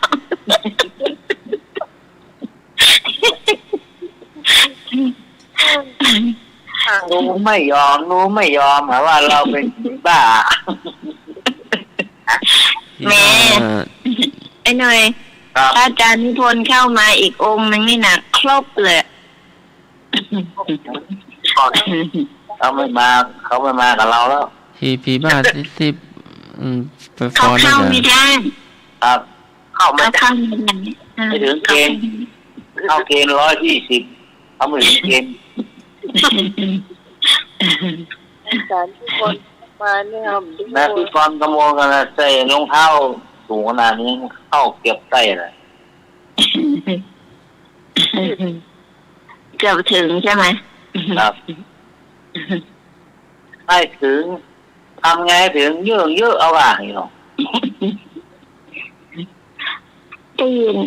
เยอะไม่ได้ว่าอย่างนี้ไม่ใช่เหรอได้ยินเพื่อนๆกับพูดเยอะอีไม่ใช่เหรอ เยอะ เอามันยังบาเติงเตื้อ ครับ อยู่นี่บาเติงเตื้อเยี่ยงแค่ขึ้น อ่า เมืองนี่แหนะ ครับ ที่ก่อนถ้าตาฟังเมืองนี่มันลึกนะครับ แล้วก็ก่อนที่เราจะไปมันจะเป็นหน้าตาพื้นเมืองเนาะ ครับ หน้าตาพื้นเมืองไม่ได้ว่าจะมีคำว่าหอมก่อนคำว่าเมนเตอร์เรื่องครับมันจะตรงข้างหนึ่งอะฮะก่อน เนี่ย เมนตึ้ง แล้วมันจะหอมเลยนะเดี๋ยวก่อน ครับ โอ้ย มันเป็นประเทศทางอุบลอ่ะ ใช่ใช่ นะ มันจะมีคำตรงข้าม อ๋อ กำเมืองนี่มันใช้กำลึกไรกัน ครับครับ กำเมืองนี่ถ้าไผ่ ไอ้ห ฟั นุ่ ง ยไอ้หนุ่ยก็แปลสิจ๊ะ อ๋อเยอะครับเยอะนี่ครับ จ้ะ เยอะนี่ก็ยืดกะเนี่ยเก่ง ชื่อไม่ถึงก็ขย่งไปเท้า เก่งไปเท้าเนี่ย เออ มันชื่อครับ ขย่งไปเท้าขึ้นอีกขย่งขึ้น ครับ แล้วที่น้องใหม่ว่าอันเมื่อกี้อีกคำหนึ่งอะจ้ะ เหมือนตึง เป็นต้นซึ้งอ่ะอ๋อ ก็คือมันเหม็นหึงเลยเนี่ยเอาปากทางอ่ะ ครับ มันว่าพอกลิ่นมันโชยไปทั่วอย่างเงี้ย เห็นคิดเรา เห็นมากนี่ใช่ไหมจ๊ะ มาก มาก เนี่ยเนี่ยเขาไป แล้วแต่งหน้าเลยหรอเหม็นว่าบีบกูดังเลยหรออย่า แล้วอันหนึ่งอย่างหอมเนี่ยหอมแล้วก็หอมแล้วเขาน่ากินอ่ะ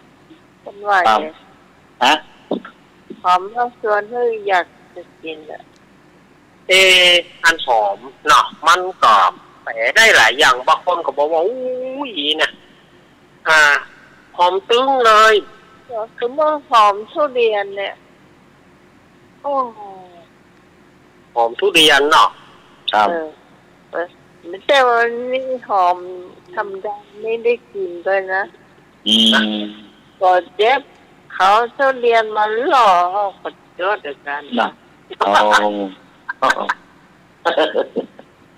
บางทีก็ได้ หอมซึ้งนี่เนาะโอ้ขยะ ขึ้นหอมขึ้นด้วย ได้หรอเข้าสุกเขาเรื่องร้อนสักปั้นนะจ๊ะปริยะเนาะ หอมขึ้นด้วยมันก็มี กับข้าวขิงเขาเรียนนี่นะ บางคนก็ข้าได้โอ่งมัน ครับ ข้าได้โอ่งมันอย่างเอาใส่น้ำกิน ครับ นี่หรอบ างคนก็ข้าได้โอ่งมันโอ่งเปลือกมันเอาใส่น้ำกิน ครับ มันมากขนาดนั้นแต่ว่าคนนี้มากทุเรียนขนาดโอ่งมัน มันหอมเลยเนาะกินน้ำมันหอมเหมือนอะเขากินเงี้ยเขากินน้ ถ้าได้โอ่งมันจะเอาใส่น้ำโอ้โห ำนี่นั่นจูบปากเราเนี่ยหัวหน้าจูบปาก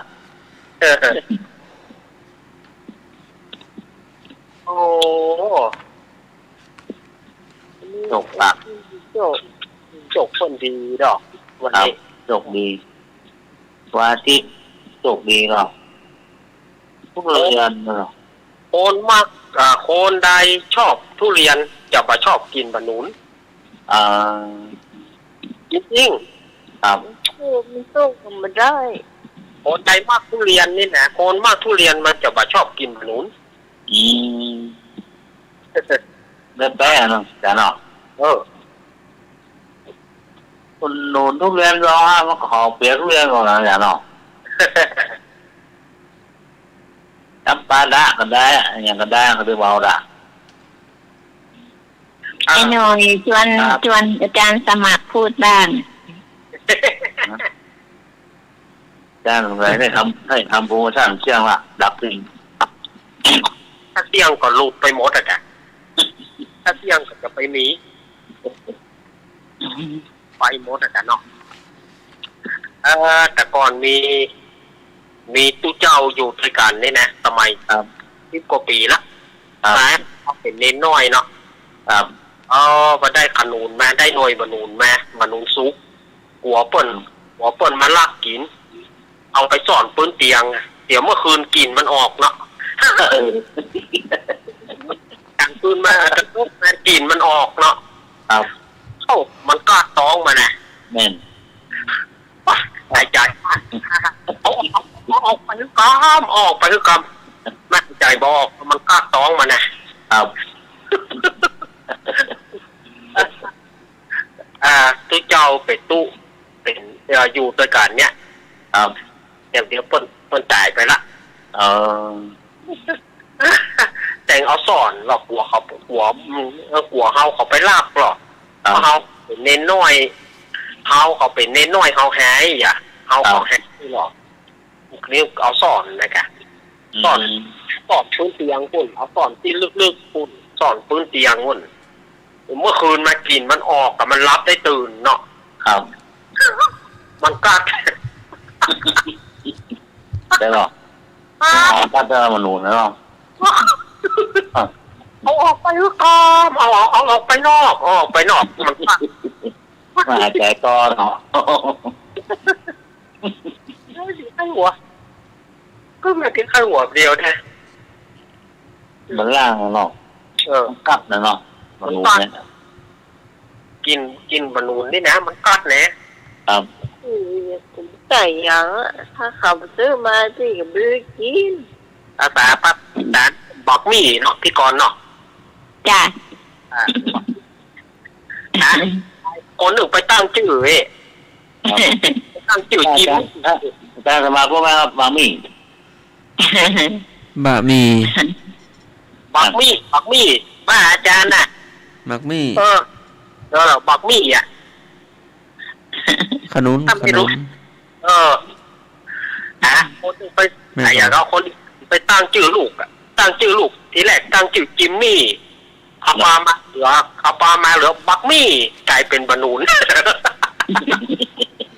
ทีแรกไปหลังจะดี พี่จิมมี่เข้าปักมี่กัดคือบอลลูนไม่อะค่ะแต้มเด้อเขามันมีเขาเล่านะพี่กรณ์ จ้ะ สมัยก่อนเขาเล่าบอกว่ามีหนุ่มภาคกลางมาอยู่ภาคเหนือทีนี้ไปถามเขาคำว่าซึงกุงไปว่าอะไรคนนั้นก็บอกไอ้คนนั้นก็เล่นแล้วก็ไม่ยอมคืนคำอ๋อตึงไปว่าสาวสวยไปเถอะคุณไปเห็นสาวสวยนะบอกสาวเลยตึงเก็บไปจีบสาวไปจีบจริงๆเข้าน้องน้องตึงจังเลย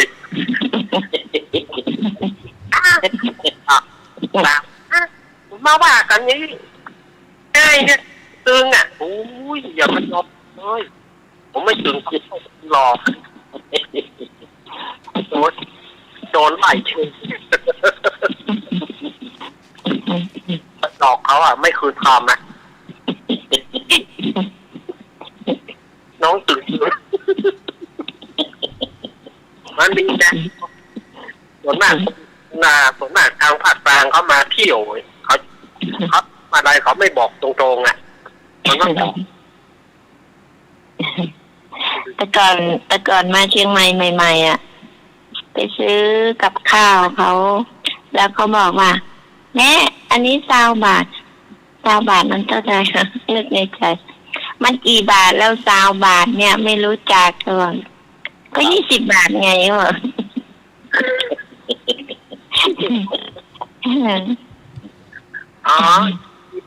มัน20 บาทครับยกเลยถ้าไปเห็นมัน20อีกมี20แค่นี้จะเอาสาวเนี่ยคนหนึ่งก็โมโหกำกันนี่ครับจะเอาสาวต่อไปให้หนุ่ยเล่าเจี๊ยครับว่าไปเลยไปเอาไปซอกแหนมก่อนครับ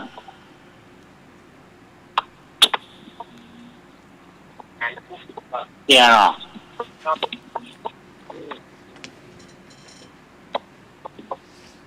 เตี้ยกันนี่ของพี่กรณ์พวกฝากมาแล้วครับเตี้ยนะเอายาวๆหน่อยยาวหน่อยก็ได้ครับมีหมู่บ้านหนึ่งเนาะจ้ะบ้านหนึ่งโอ้คนหลายสาวนักเนาะอันตีนี่ตีไปเอากันกู้กับกู้มีสาวคนงาม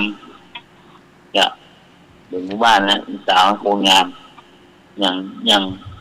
งในหนังเร็วนะที่หนังเตียงดังๆนะยังโอ้ดังดูดังไปนะ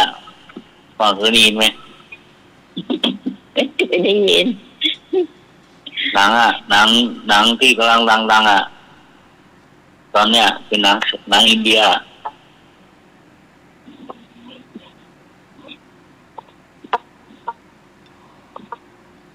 ดาราเดี๋ยวนี้เขาแต่งเป็นอินเดียเยอะหรอกเต้นกันผู้หญิงคนนี้ก็สวยนะสวยมากในหมู่บ้านนี่นะสวยงามขนาดนี้อย่างมีวันหนึ่งนุ่มๆเลยก็มาติดกันนักขางกันไปขางกันมาล่ะชอบนี่ก็ชอบเศรษฐีก็มาอย่างก็มาชอบหลายคนตุกคนอยากก็มาชอบผู้หญิงคนเนี้ยขางกันยิงมีวันหนึ่งผู้หญิงคนนี้ก็เสียชีวิตลงหรอกเมื่อยเป็นไข้ค่ะเสียชีวิตลงเพิ่งคือไปดูอยากได้ผู้หญิงคนนี้ไปยี่บอกเลยเบาสะโอนตายไปแล้วคนตายเขาจะเบาละเนาะแล้วเป็นนี่ลูกกันยังอันนี้จะห่างกันก็ไม่ได้ยินดูนะติดก่อน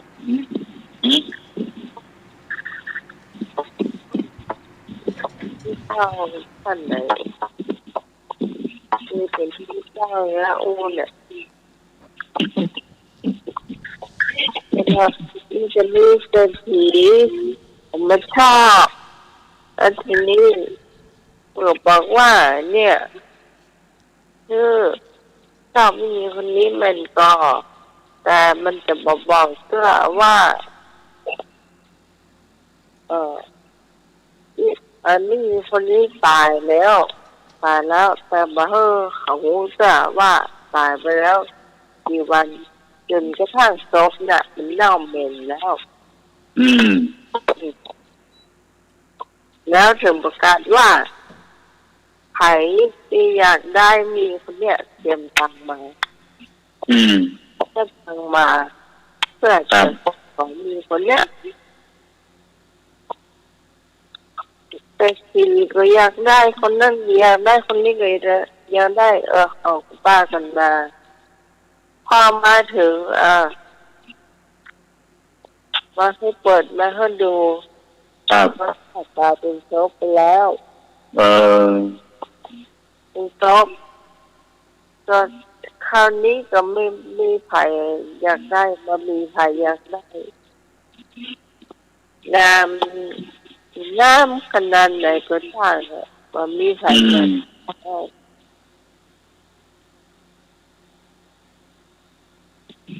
ไอ้เรื่องเมาเนาะก็คนได้บอกเลยเอาเลยแล้วก็ตั้งราคาไว้เป็นตันเนี่ยจากตันเหลือ500จาก500เหลือ100เดียวยังมีให้เอาได้ยังมีให้เอาเลย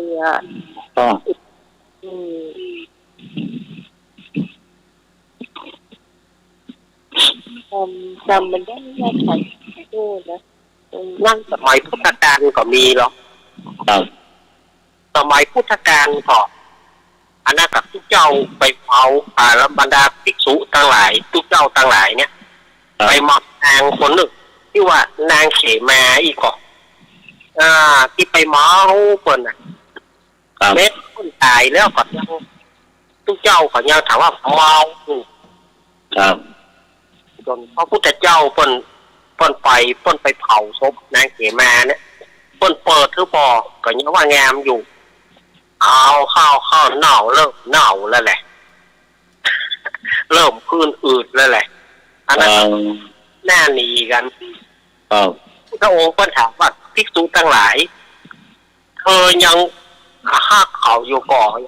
เมื่อเขาเป็นนี้อีหน้าไก่หน้าปองเบาแล้วพระพุทธเจ้าค่ะเผาต้องรู้สึกว่าจะเป็นนางเขมาชื่อว่านางเขมาอีกก่อนมีในสมัยพุทธกาลก็มีนะอันนี้เจ้านะตู้เจ้าไปบิณฑบาต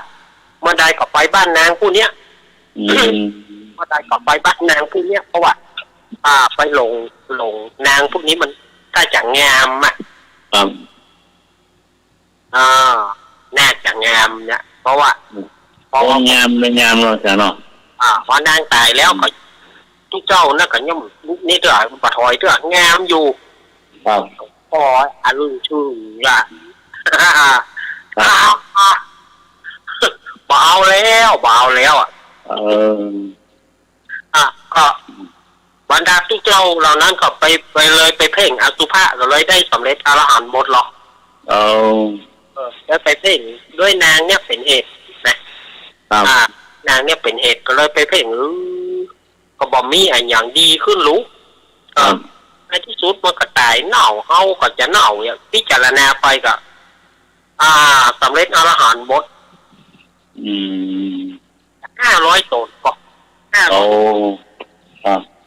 อันนี้อาตมาบอกพอมีข้อมูลนักเท่าใดนะแต่พอจับคร่าวๆว่าเนี่ยคนงามนี่เหมือนกันมันมีพุทธกาลนี่เหมือนกันคนเมากันนี่มันก็มีกันเนาะเมาได้หรอตายไปแล้วแจ้งไปเราก็ต้องอ่านตัวอ่านจะกินจะฆ่าเราอ่ะไอ้หน่วยก็ด้วยมันก็ ไอ้หนุ่ยก็ไปดูเขามันก่อน ไม่รู้ไม่ชี้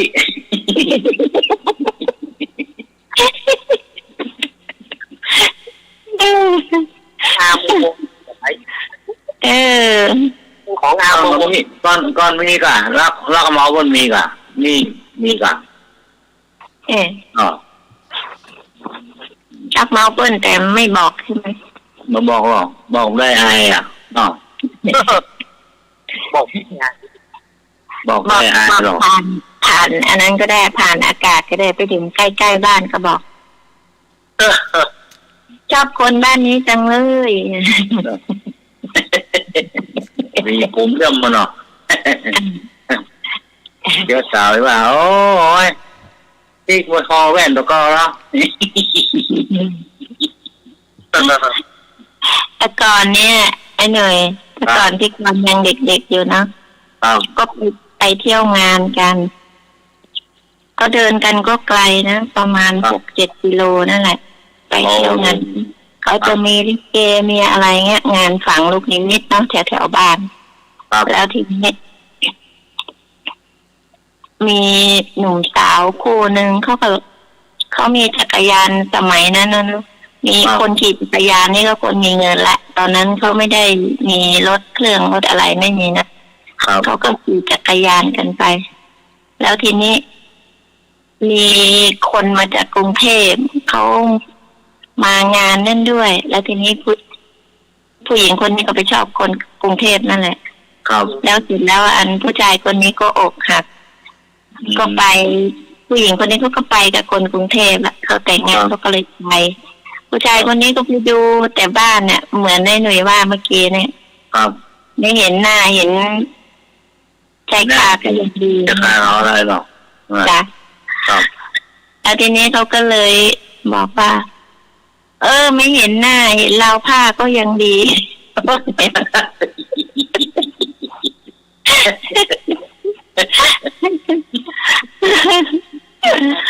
ไม่หรอกก็ นั่น ตอน จ้า นี้ถึงแม้ฉันจน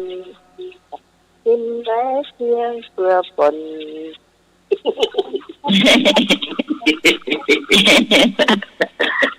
ได้หรอกตอนลักเมาก็ไปตีเนาะนี่หรอกเนาะพวกเรามันเมากันเนี่ยมันก็เนาะก็ซึ่งไปซึ่งมา อันนี้เล่าเรื่องจริงๆเนาะเป็นเด็กๆนั่นแหละครับ มีเกี่ยวข้าวแล้วเขาก็นวดข้าวเนาะสมัยก่อนเอาควายเดินวนเอาเนาะแล้วทีนี้พ่อกับแม่พี่กรณ์ก็บอกว่าให้ดูพี่สาวไว้ก็บอกเนี่ยนะก็เป็นเด็กพี่สาวเขาก็คุยกับหนุ่มแบบหนุ่มก็จะมาช่วยกันเนี่ยจ้ะ ครับ แล้วทีนี้พ่อกับแม่ก็บอกป้าให้ดูพี่สาว ชื่อพี่สาวเนี่ยชื่อพี่เล็กเนาะพี่เล็กวันนี้ก็ยังอยู่นั่นแหละพี่สาวพี่กรณ์นี่แล้วทีนี้พ่อบอกว่าดูพี่ด้วยนะแล้วทีนี้พี่กรณ์ยังเด็กดูพี่กรณ์ก็หลับ ไม่รู้เขารักตากันหนีไปถึงเมื่อไหร่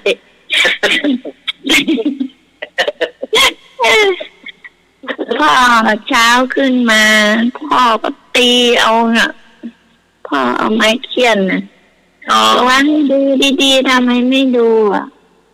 ไม่รู้จะไปกันแต่ตอนไหนสมัยก่อนเขาไม่ได้แบบว่าแต่งงานกันเนาะ ครับ เขา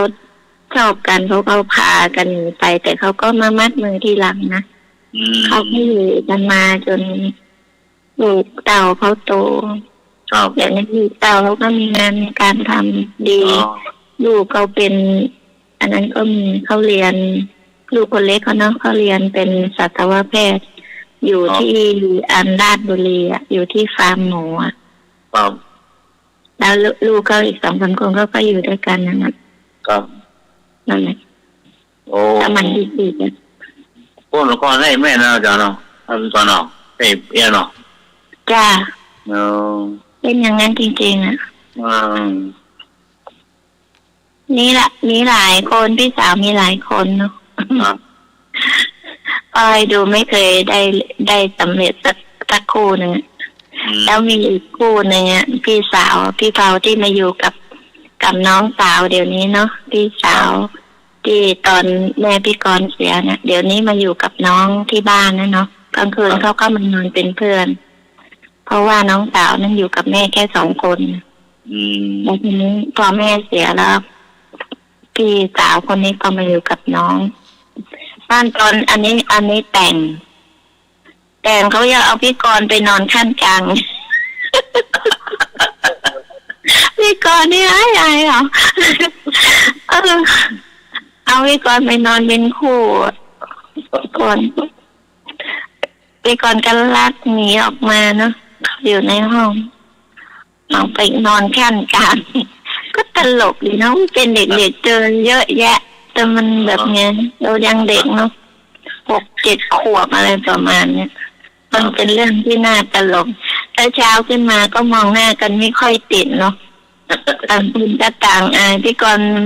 ไม่รู้เรื่องหรอกเพราะมันเด็กโจทย์อันนี้เรื่องจริงๆนะอันนี้เรื่องในบ้านก็ไม่รู้ออกอากาศแต่มันก็เป็นเรื่องจริงนะเผื่อใครฟังอยู่อันนี้เรื่องจริงๆชีวิตจริงๆมาสมัครดู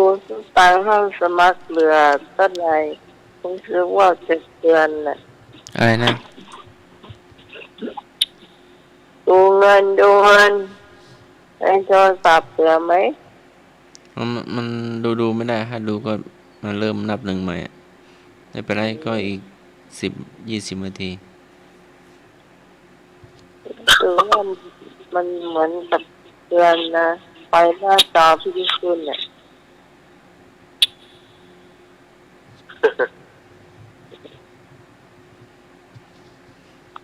จะมันเป็นไรเดี๋ยวค่อยดูหลังเนาะอย่างออกปะ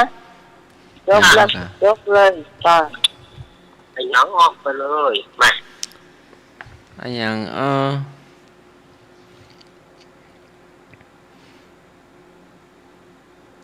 ไอ้ยังด้วยไอ้ยัง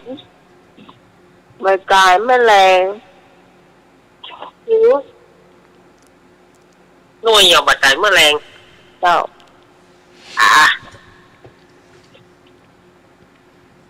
อะไรเด็กขนมมันมองว่ามันยาวมักหมดก็ว่ามันยาวมาเต้ามันมนทุเรียนมะม่วงไม่ใช่มะนาวแอปเปิ้ลไม่ใช่มะกอกมาใช่ มะเงยใช่ถามว่าอะไรนะมาคุดมันเป็นคำผวนถามว่ายังไงผลไม้มาแต่มะเร็งหน่วยยังมาตายมะเร็งไม่เจ้าหมุนตึงมาตายมะเร็งก็ตึงมาตายมะตูมมะไฟมะยมมะม่วงมะกอมะกอตุเป็ดมะเฟืองมะไฟมะละ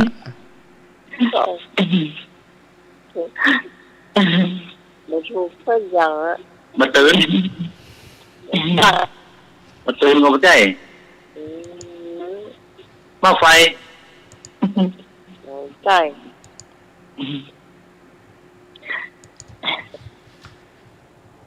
ยังไม่เอาไม่ปะแต่มะเร็งกวนก็คำกวนคำขึ้นไปไม่มาล่ะคำผวนหน่วยอะไรไม่ตายมะเร็งน่ะต้องปิ้นมาเป็นคำผวนหน่วยตายมะเร็งตายมะนุงทุเรียนมะคุดใช่มะกล้วยไต้เงาะ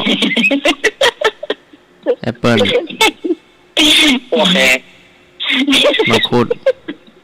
มะกรูดโอเคค่ะแก้วมังกรลำไยลิ้นจี่ มันบัดตันพุทราบัดตันไายจ้ะ โอ้แม่แล้วก็ มะส้มโอสมพู่ ไม่ก็ประจานตายบ่ องุ่นมะแตงโม โอ้ยจับละจับละ มะกล้วยกา ไม่ทานมึง มะกล้วยกาส้มเขียวหวาน ที่ท่านสมัครเกือบเป็นล้านนะ น้อยนา ใช่ ตะกล้วยกา ใช่ ลูกพ่อ พริกขี้หนู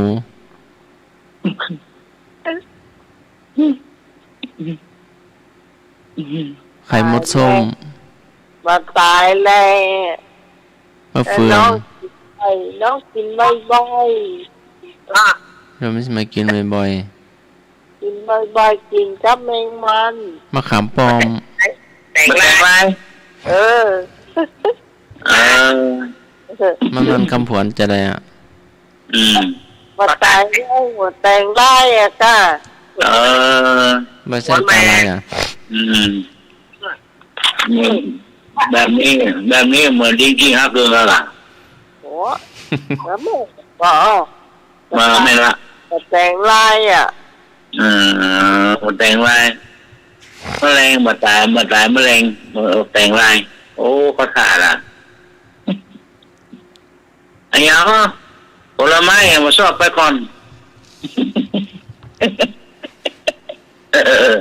เอาของมึงเหมือนกัน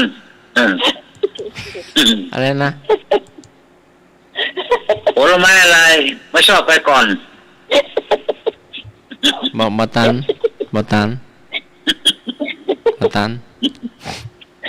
น้องใหม่มาตายแมลงเขามาชอบไปก่อนเนาะ อะไรแห่งวันน่ะ อันนี้เหมือนลายอันนี้มีลาย บะแตงลาย นี่มาแต่งลายมามีผลไม้อะไรไม่ชอบไปก่อนอย่า ฟักมูลบตันเก่า ใช่อันนี้ขาวผลไม้นี่ผลไม้อะไรไม่ชอบไปก่อน ฝรั่ง อันนี้ของตู้ทองนี่นะครับ อ๋อก็เข้า มันหน่วยกลมหรือว่าหน่วย หน่วยกลมครับกรูยาว มักมี หรือว่าของ มะเขียบมะขาม บะใจ มะปาง บะใจ หรือว่าแบตซี่บอนั่น แบบหัวแล้วก็เตือนกัน ไฟเตือนกัน 2 รอบกันนะ สมัครไฟอยู่เหลืออยู่74 ไอ้ของพี่เป็นเพื่อน2 รอบกันนะ จ้ะ คือ2 รอบอ่ะ ถ้าไฟแมบๆนี่ข้อความมาก่อนหรือว่า มีคนโทรเข้ากันหรือจะ มีคนโทรเข้ากัน ใช่มันเต้นมันเดือนที่รอบละท่านจะมาโทรเข้ามาเบอร์1819ไหนนะ สีแดงเนาะ092-613-1819เบอร์อะไรนะ 092-613-1819เจ้า ฝากหมายเลขโทรกลับ Welcome to call back service for English ที่ทำกับข้าว ผลไม้ครับ อ้าวเน่าแล้ว นะ เต้าเน่าแล้วจะเป็นนายยอมนะ ยอมแล้ว อ่า กล้วยต้นกล้วยเอาเปลี่ยนเหรอก ล้วยปิ้น เออ ปิ้นกัน ต้นกล้วย ต้นกล้วยเนาะตัว ครับ ต้น อ่า ต้นกล้วยกล้วยปิ้ง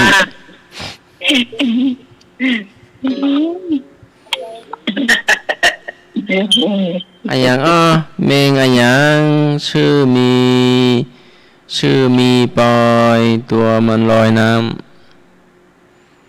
เมงอะหยังชื่อมีปอยวงเล็บงานฉลอง ตัวมันลอยน้ำ ที่มีพลอย ยิงเข้าไป ยาง ตัวยาวตัวน้อยครับ ตัว2 นิ้วนี่ก็ แมงมุม อยู่ในน้ำนะ ในน้ มาชมมันเลยเป็นเจ้าสอง ำสายเย็น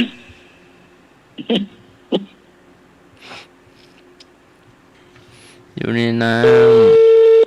ำบางคนก็เอามาทำน้ำพริกก็มี ไม่รู้อ่ะไม่ออก อยู่ในน้ำนะ นะแต่ในน้ำวะน้ำนั่งสมาธินะ ดำน้ำอยู่ อย่างปลาอย่าง มันบ่เป็นปลามันเป็นแมง เป็นแมงครับ หอมนะบางคนก็เอามาใส่น้ำแจ่วน้ำพริกก็ แมงอ่ะ แต่มีกลิ่น แมงดา ถูกต้องแมงดา แมงดาถูกแต่ เองเด็ก แมงดา เนอะจานเนอะ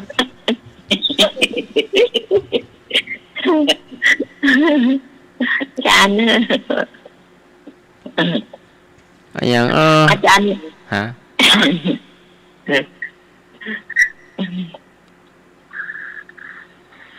อะหยังจอมปลวกน้อยใส่ชัย2 หลัง จอมปลวกไม่น้อยใส่2 หลัง เจ้าจอมปลวกน้อยใส่2 หลัง ใส่ไฟ2 หลัง ครับผม จอมปลวกให้หน่อยใส่ไฟ2 หลัง อยู่ในตัวเราเนอะ จอมปลวกไม่น้อยใส่ไฟ2 หลัง ใส่ไฟ2 หลังหู ถูกต้องครับผมหัวและหู2 ข้าง หู2 ข้าง ครับ จอมปลวกของหัวเขาอ่ะ ครับ โอ้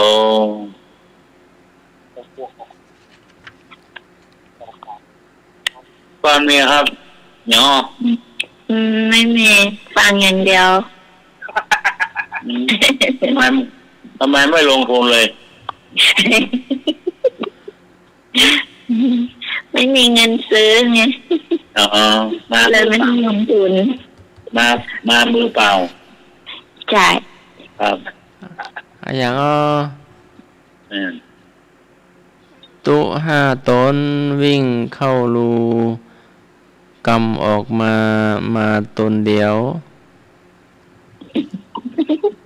อะหยังตุเจ้า5 ตนวิ่งเข้ารูกำออกมาตนมีตนเดียว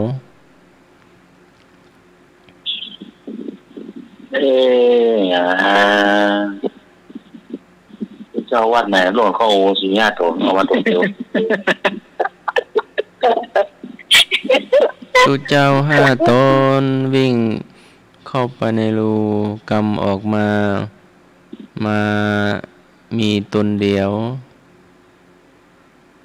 แต่จริงบ่เป็นตุเจ้านะครับ เฉลยออกมาบ่เป็นตุเจ้านะ น้ำหมาก ครับผมกินหมาก บอกว่า ให้มันเป็นตุเจ้าครับ มันหนึ่ง ใส่ อ๋อเพื่อว่าทุกเจ้ามันนี่หมักแดงเนาะแต่เนาะ จุเจ้าใส่ผ้าแดงกาหรือว่าใส่ผ้าเหลืองครับ ไม่ได้ปูดมันเกี๊ยวหมักเองมันใส่ตั้งหลายอย่างนี่แน่ อ๋อ ตับแม่แล้วก็ไฟปู ครับ ที่เสียด มีเสียเนาะ หนังกรอบ ครับนางกอเนาะ แต่มันใส่แห่มันเกี๊ยวออกไปแล้วปวดท้ายสุแม้เราบ้วนทุยอ่ะ ครับ มันเหลือตนเดียวมันออกมาตนเดียวน้ำหมากนั่นแหละกัน ครับ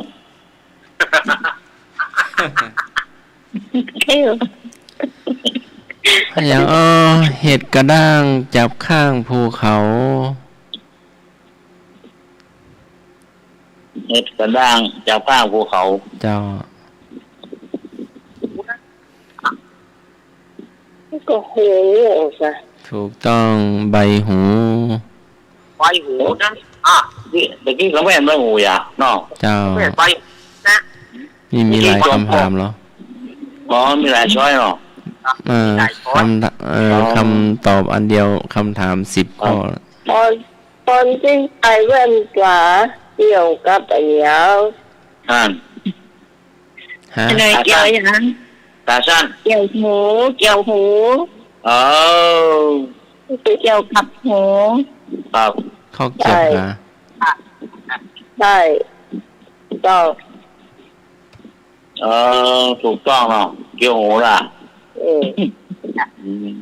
แต่มันจะเอาข้อหูนะถ้ามันข้อหูก็ได้กันเอา ครับศูนย์ตลาพรสีอะไรจะเชื่อสีอะไร ไม่ไหวคนจริง ต้อง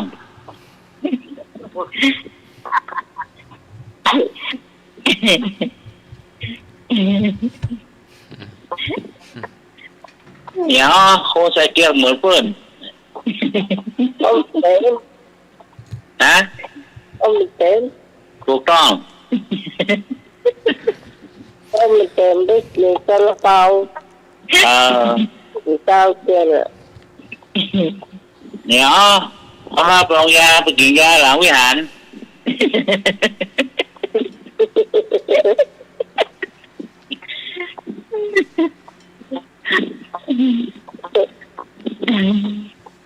ไปกินยาหลังวิหารบ่ มันท้องเหล่าเฉย โอ้ข้าผมมืดละกินยาก่อนนอนเนี่ยอ๋อลูกมาไม่ได้ก็กินลูกมาไม่ได้ก็กินนะ นกแล้วเขาไปนะครับ เนี่ยเดี๋ยวจะรู้กินเอาแต่นกเราฟังเลย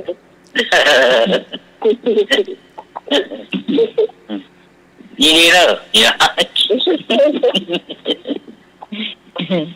ยินดีเลย ถึงเม็ดใจ ต้องตามมาเธอตัวเนาะ ครับยินดีเลยเนาะโอ้ฟังรางวัลกันยินดีเลยเนาะ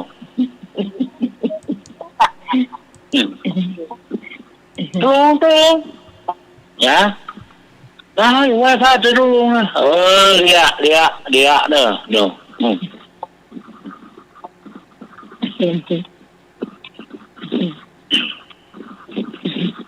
ะไปกินยาหลังวิหารว่าข้ามมืดเนาะไปไหนแม่อุ้ยไปไหนหมอว่าไปกินยาหลังวิหารวัดบัวนะ ก็ว่าแก่ฝั่งจะไปออกจากบ้านลูกถามแม่ไปไหนนะเยอะเลยเอาวิชาโอ้โหเดียวแล้วนี่ได้ยินสินี่ได้เสียงอ่ะเอาวิชาเอาวิชา หลังวิหารเนาะนี่แม่อุ้ยเนาะนี่คงเท่าปัจจัยต้องยาเนาะต้องยาในการ3-4 คนหมอว่ากินยาก่อนนอนเลยเนาะลูกไปลูกไปเอาน้ำเกลือปิ้วหน้าโจละ ปวดโต๊ะไปห้องหรอเดี๋ยวไปห้องน้ำอ่ะพี่มาโจละ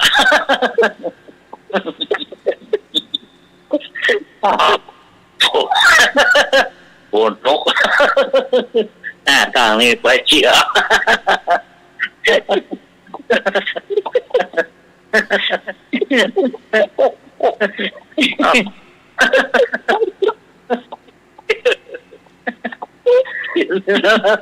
ยอะเชื่องดี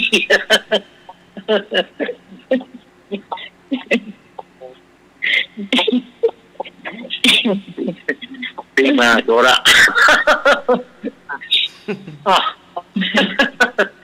กินก่อนนอนนะวิครับหน้าโหดเดี๋ยวก็ลูกไปเดี๋ยวลูกไปพี่มาโจระ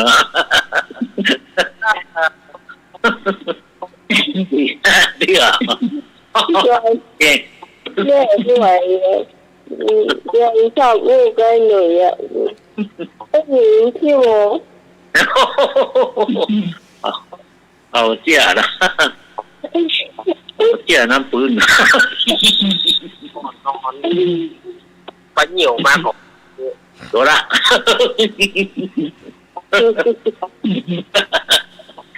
กินยาก่อนนอนโน เราเสียกับปวดท้อง ถ้าฝนตกเนาะฝนตกเสื้อเย็นนะ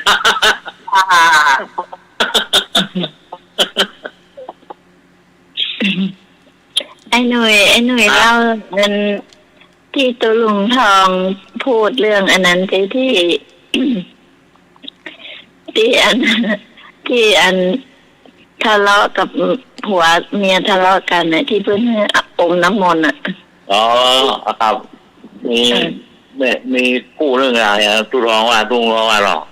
จ้ะ ยะเพิ่นไปวัดมันไปเมื่อกี้เล่าอย่างเงี้ยตีกันว่าต่อตาพูดตาเพราะตาตุลงอะไรพิษกันอย่างกันนะตุลงเอาน้ำมนต์นี่ใหญ่ดีฮะหรอก็โอ้เท่าปัจจัยเมาเหล้าเข้าบ้านนะตีเจ้าบุกเจ้าตาสูคนนี้ก็ข้างซ้ายคนนี้ก็ข้างขวาก็กินไปพี่มาเนาะใช่แบบเลยเนาะแบบโจมนวันข้ามเนาะไม่ยิงอ่ะเนาะโจมเนาะแบบ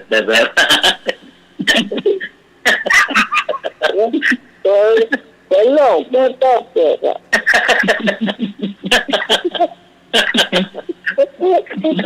โรคเนี่ยจะปวดหัวโรคไม่ต้องเกิด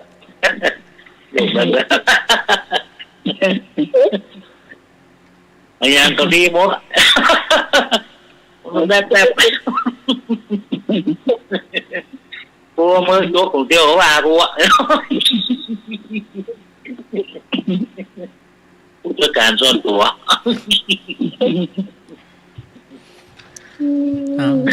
จะเที่ยงคืนแล้วเนอะ โอ้เดี๋ยวฟังสั้นๆดีกว่าเดี๋ยวน้ำมนต์ก่อน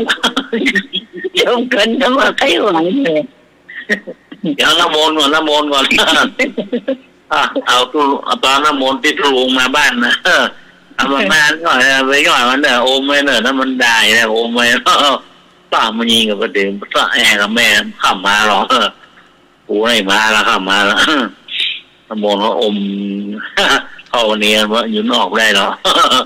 เดี๋ยวปีมันก็โง่หม้ออมน้ำมนต์จอกเนียนมาประจายมาแล้วป่ะแล้วเอ้ยอันนี้อะไรเงี้ยเว้ยวันนี้รักวิ่งไงบอยบ้า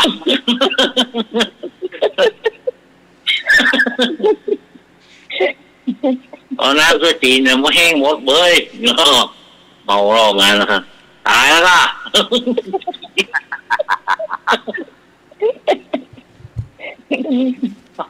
อมน้ำมนต์ตายแล้วก็รักจริง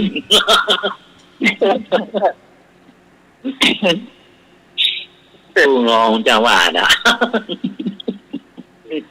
ถ้าเป็นว่าเป็นอย่างเป็นยังเป็นใจเพราะ เนาะ อยู่ซ้ำเกาะกันนี่เนาะคนชอบ โอ้บ่บ่นนะอ๋อ เกิด ตามภาคเหนือนี่กี่คาดแล้วเนาะ โอ้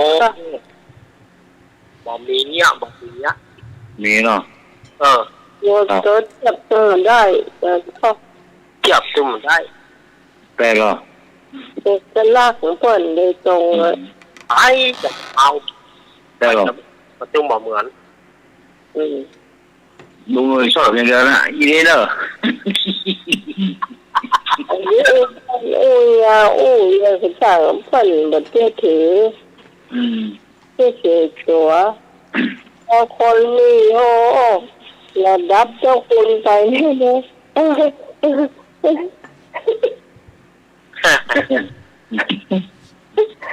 เดี๋ยวตีหุ่นได้ น่าได้ ตั้งจะล่ำตัวเนี่ย จะคูณในวางหรอเนี่ยจะคูณนั่นจะคูณนี่ไม่หลายจะคูณนะน้าตะโกงไม่รอจะคูณนะ ไอ้ตอนนี้ว่าร้านเจ้าคุณนะต่างตาแปรนะทับเสื้อเสื้อผ้านะร้านเจ้าคุณนะดังหรอกเนาะเรื่องฝ่ายละอาจารย์สมัครกองเวลาละ เยอะมีคำหนึ่งจำเรื่องความเปรียบเทียบว่า ครับ คนที่มียอดศาสตร์วิทยาศาสตร์เนี่ยเป็นเปรียบเทียบเหมือนเสื้อผ้า อ๋อ ต้องกดเทียบไปเหลือถึงเวลา ครับ จะเป็นคนธรรมดา ครับ ถึงเลือกถึงซักเหมือนรับเหนื่อย เปิดวานเนาะ ต้องมาห้องคนนั้นเป็นห้องเจ้าคณะอำเภอนะครับ ถ้าเป็นถ้าตีนเพิ่นเนี่ยเจ้าคณะอำเภอไม่ลินหรอก โอ้ ก่อนนะครับโอ้เป็นจะถือทำอันน้อยได้อย่างจะพ้นนักกว่า โอ้แต่ละลูกศิษย์เอกนี่หรอ เดี๋ยวให้เขาเป็นลูกศิษย์เอก ครับ ลูกศิษย์เอกผู้ชายก็เด่นพระครูขโมยเนาะนี่ ครับ ได้เรา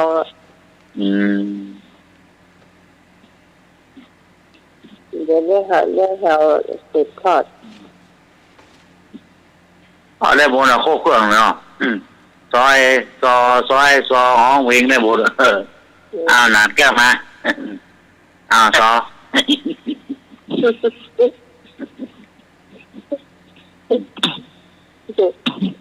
แก้ว เพราะว่าเปิ่นเป็นศิลปิน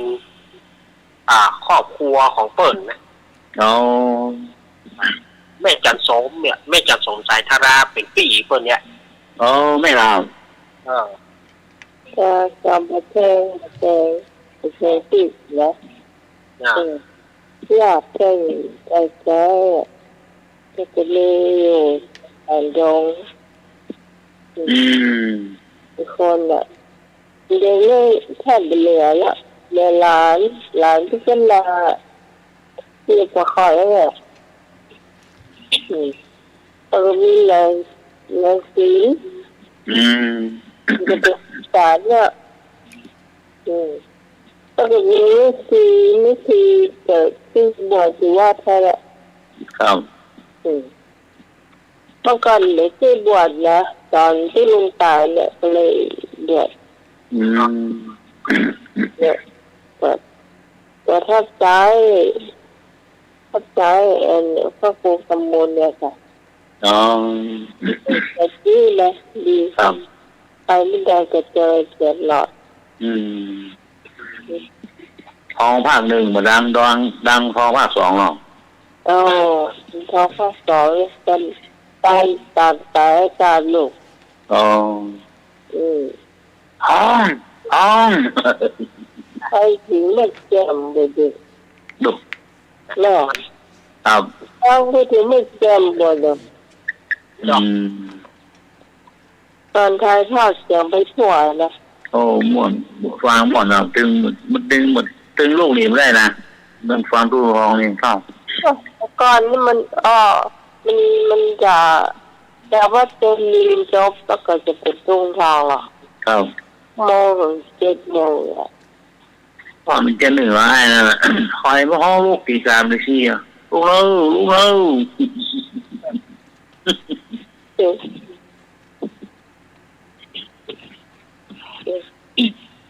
อ่ะ แต่ละคนละนะ ดึกแล้วคุณค่า เอาไอ้หนุ่ยร้องเพลงลารายการเนี่ยตำบลก่อนลาเอาร้องสิ ก่อนจะลาขอลาก่อนที่ เป็นยาหน่อย ต้องว่าจะคอยไม่หา ลาสักคน ไอ้หนุ่ยมาตั้งหลายปีแล้วร้องทำไมไม่ได้หรอไปร้องนี้ก่อนจะลาขอคำสัญญาสักหน่อยอย่า โอ้ ว่าจะคอยและหาเวลาพบกัน ครับ ชั่วโมงรักมีเวลาแสนสั้นอยู่ใกล้กันหลายวันมันกับเดียวพอละจบให้จบ ฮะ ให้จบ2 รอบ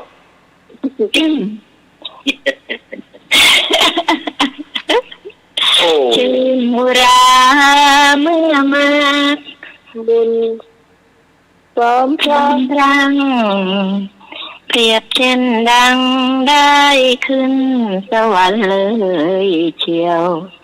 เนาะ ร่วมบันเทิงใจร่าเริงหา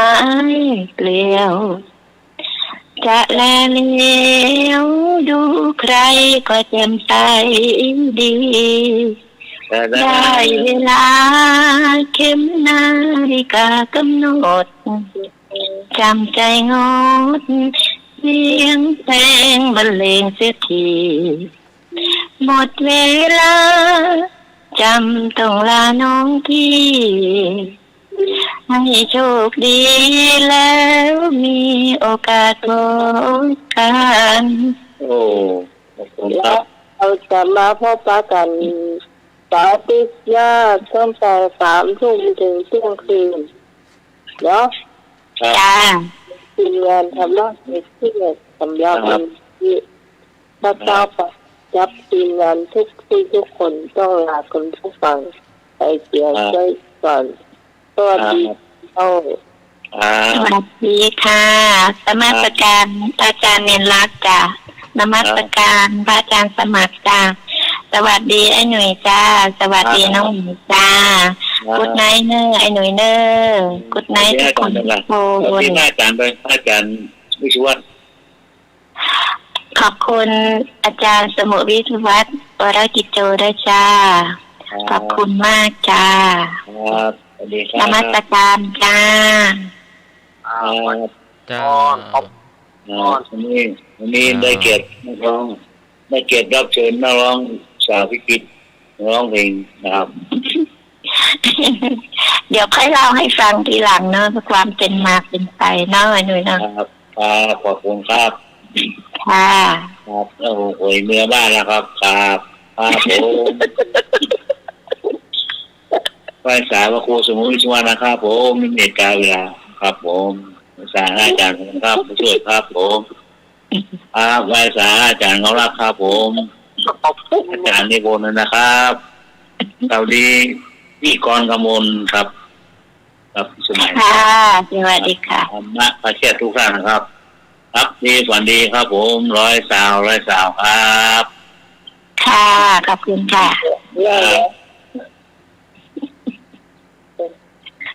เงินนะ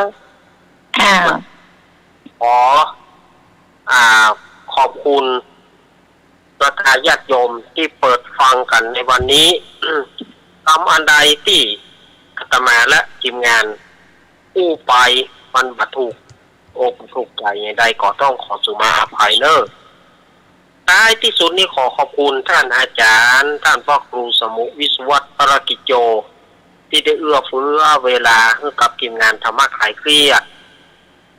ขอบคุณอาจารย์สมัครยานศิโลผู้ช่วยเจ้าวาดครับผม ครับผม ขอบคุณลุงนุ่ยโตยขอบคุณโยมปี่พี่สมัยหัวหน้าทีมงานที่ได้เอื้อเฟื้อได้ถวายเวลาให้กับตัวอาตมาภาพน้องนี้ขอบคุณพี่กรกมลวันนี้มาร่วมแจมร่วมรายการวันนี้ก็ขอขอบคุณพี่กรกมลตัวขอบคุณศรัทธาญาติโยมคืนนี้ขอศรัทธาญาติโยมนอนหลับฝันดีตื่นมาได้โชคได้ลาภปราบแปะมีความชัยชนะเหมือนกันทุกผู้ทุกคนวันพรุ่งนี้วันพระวันหัตถมีบูชาอย่าลืมไปใส่บาตรวัดวาอารามเนอะขอให้ท่านทั้งหลายอยู่ดีมีเหมือนกันทุกผู้ทุกคนอภิวาทนาสิริสันิจังวุธาปัจจายโนจัตตารโอธรรมวัฏันติอายุวโนสุขังพระลังสาธุ จะมาปินเลยจ้ะ ศีลเมวะอิทะอักขังศีลเท่านั้นเป็นเลิศในโลกขอกราบนมัสการและขอเจริญพรธรรมะคลายเครียดเน้อหลับฝันดี ทุกท่านเน้อขอเจริญพร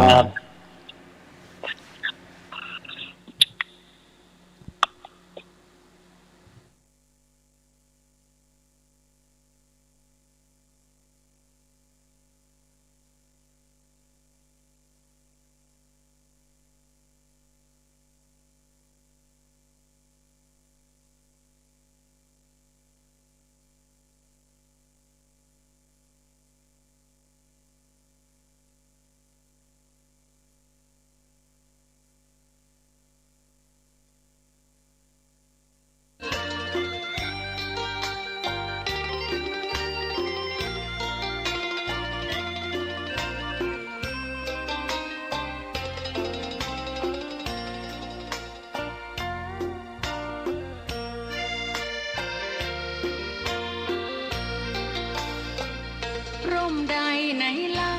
จะเย็นเท่าร่มโพธิ์ทองทั่วลาศรัทธายกย่องร่มของพุทธศาสนายิ่งกว่าร่มใดกันแดดไฟฝนลมนาแผ่กิ่งก้านสาขาปกคลุมประชาทุกชีวิต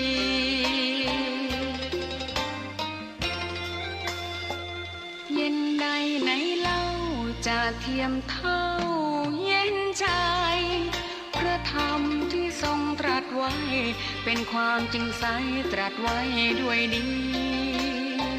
ผู้ทำเห็นเองไม่จำกัดการเวลานาทีผิดถูกแก้กันตรงนี้จะไม่มีเรื่องราวก่อกวนพุทธศาสนาเชื่อมมากับเมืองสยามวัดบ้านโรงเรียนเขตข้ามปฏิบัติตามแม่ยามเรรวนคิดทำสิ่งใดเป็นไปเพื่อประโยชน์ทั้งมวลทำดีละสิ่งยั่วยวนขนึงครวญทางสายกลางชนะในเล่าจะเทียมเท่าชนะตนยิ่งใหญ่ในทุกแห่งหนยิ่งกว่าชนะคนในสงครามไม่มีกลับแพ้ไม่มีเรื่องแย่มาลุกลามประพฤติปฏิบัติตามองค์สัมมาสัมพุทธเจ้า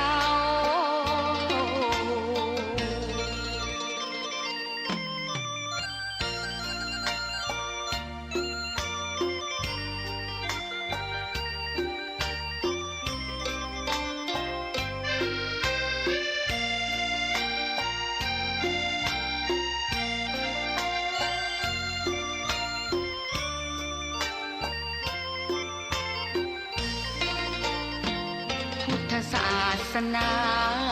เชื่อมมากับเมืองสยามวัดบ้านโรงเรียนเขตข้ามปฏิบัติตามแม่ยามเรรวนคิดทำสิ่งใดเป็นไปเพื่อประโยชน์ทั้งมวลทำดีละสิ่งยั่วยวนขนึงครวญทางสายกลางชนะในเล่าจะเทียมเท่าชนะตนยิ่งใหญ่ในทุกแห่งหนยิ่งกว่าชนะคนในสงครามไม่มีกลับแพ้ไม่มีเรื่องแย่มาลุกลามประพฤติปฏิบัติตามองค์สัมมาสัมพุทธเจ้า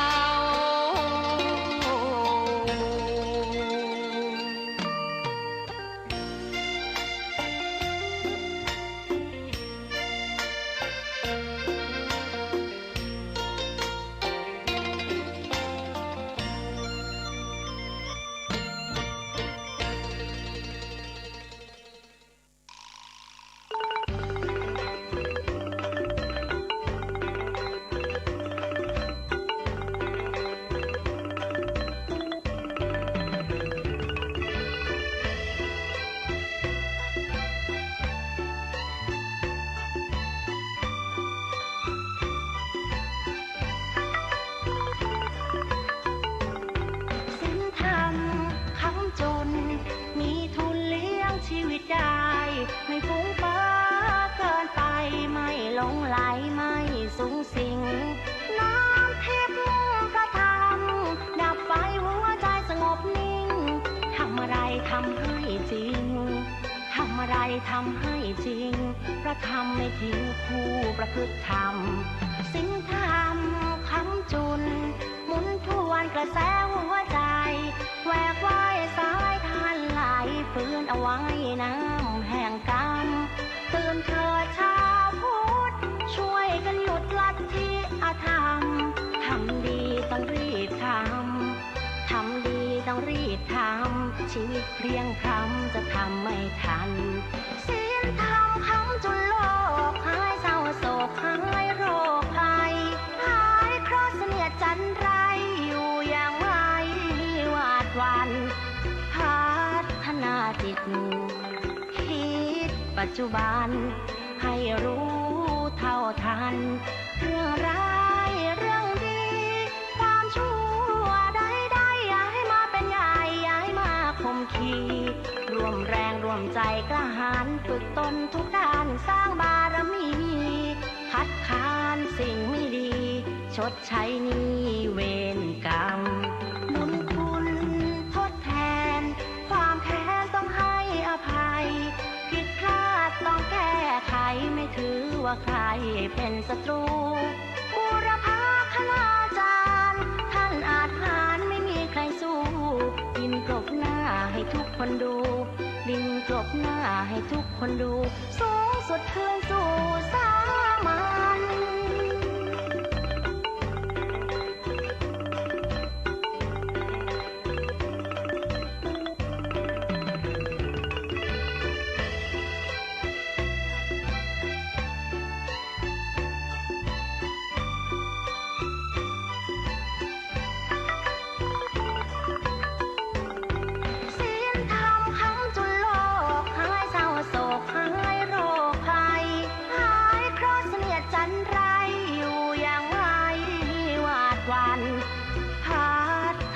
จิตคิดปัจจุบันให้รู้เท่าทันเรื่องร้ายเรื่องดีความชั่วใดๆอย่าให้มาเป็นใหญ่อย่าให้มาข่มขีรวมแรงรวมใจกล้าหาญฝึกตนทุกด้านสร้างบารมีคัดค้านสิ่งไม่ดีชดใช้หนี้เวรกรรม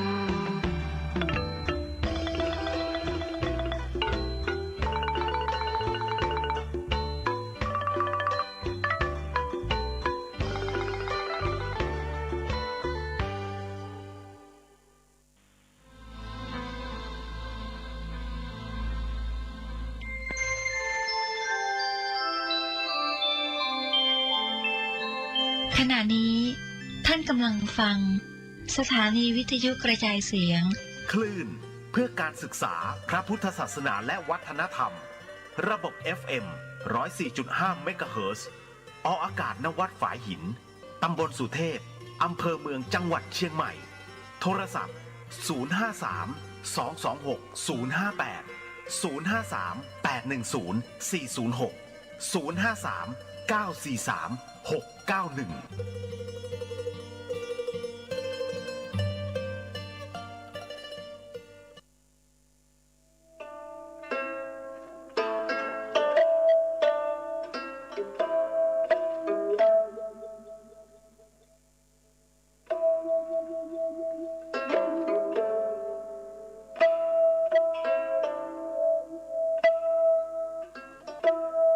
เดิกมาหมาบม้อยน้ำย้อยตีนก่อนเดิกมาอ่อนจอนดาวมองมนฟ้าง่อมเงาใจไปทุกย่อมยาวิเวกวังเวงเงียบพักมนุษย์ตั้งหลายนอนในสำนักดักเงียบปิ้งเย็นวอยลมก็บปัดสังัดหายซอยแสงเดือนมอยหลอดลายกิ่งก้านหันวุยวายแสงไฟตามบ้านมะนาวเย็นคิงสะต้อนง่อมงันจับใจป่อไหมยอดม้อนมานักหน่วงค้อนหรือดีเสียงลมปัดไม้สอดไซนนทรีเคล้าเสียงดนตรีกวีข้าวเศร้าดังก้องแสนเสียงสำเนียงคนเท่าดิดเด่งปันเมาสะตานบ่กึดหาไผหือใจเหี่ยวมานปล่อยใจว่าอันตวยลมมีปินหัวจ้างแนบข้างประสมสุขแสนอารมณ์บ่ถามใครได้มีปินหัวจ้างแนบข้างประสมสุขแสนอารมณ์บ่ถามใครได้บ่ถามใครได้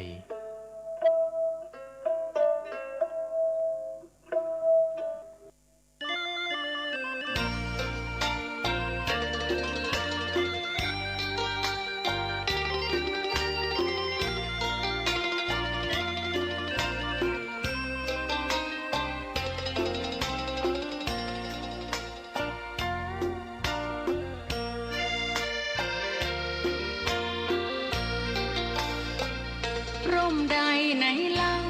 จะเย็นเท่าร่มโพธิ์ทองทั่วลาศรัทธายกย่องร่มของพุทธศาสนายิ่งกว่าร่มใดกันแดดไฟฝนลมหน้าหนาแผ่กิ่งก้านสาขาปกคลุมประชาทุกชีวิต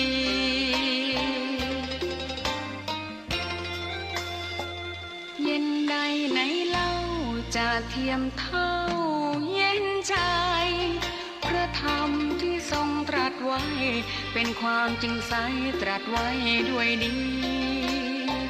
ผู้ทำเห็นเองไม่จำกัดการเวลานาที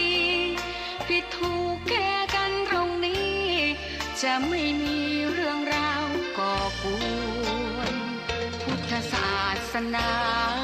เชื่อมมากับเมืองสยามวัดบ้านโรงเรียนเขตข้ามปฏิบัติตามแม่ยามเรรวนคิดทำสิ่งใดเป็นไปเพื่อประโยชน์ทั้งมวลทำดีละสิ่งยั่วยวนขนึงครวญทางสา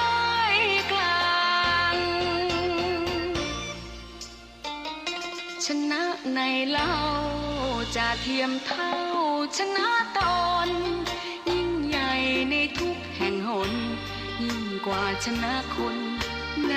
สงครามไม่มีกลับแพ้ไม่มีเรื่องแย่มาลุกลามประพฤติปฏิบัติตามองค์สัมมาสัมพุทธเจ้า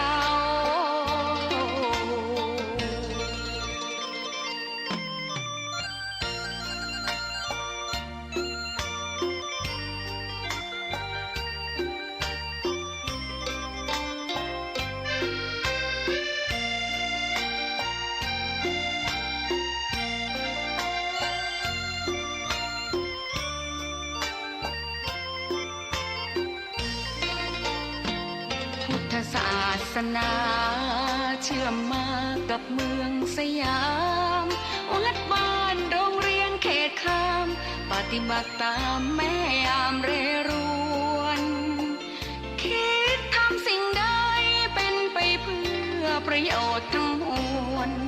ทำดีละสิ่งยั่วยวนขนังครวญทางสายกลางชนะในเล่าจะเทียมเท่าชนะตนยิ่งใหญ่ในทุกแห่งหนยิ่งกว่าชนะคนในสงครามไม่มีกลับแพ้ไม่มีเรื่องแย่มาลุกลามประพฤติปฏิบัติตามองค์สัมมาสัมพุทธเจ้า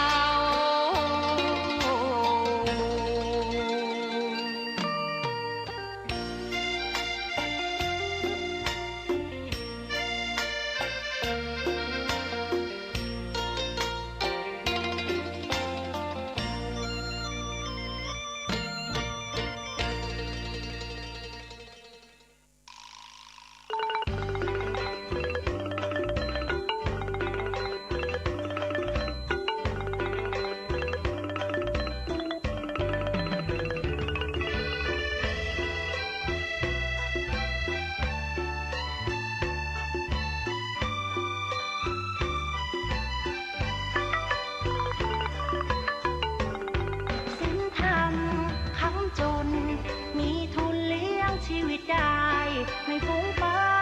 เกินไปไม่หลงไหลไม่สูงสิง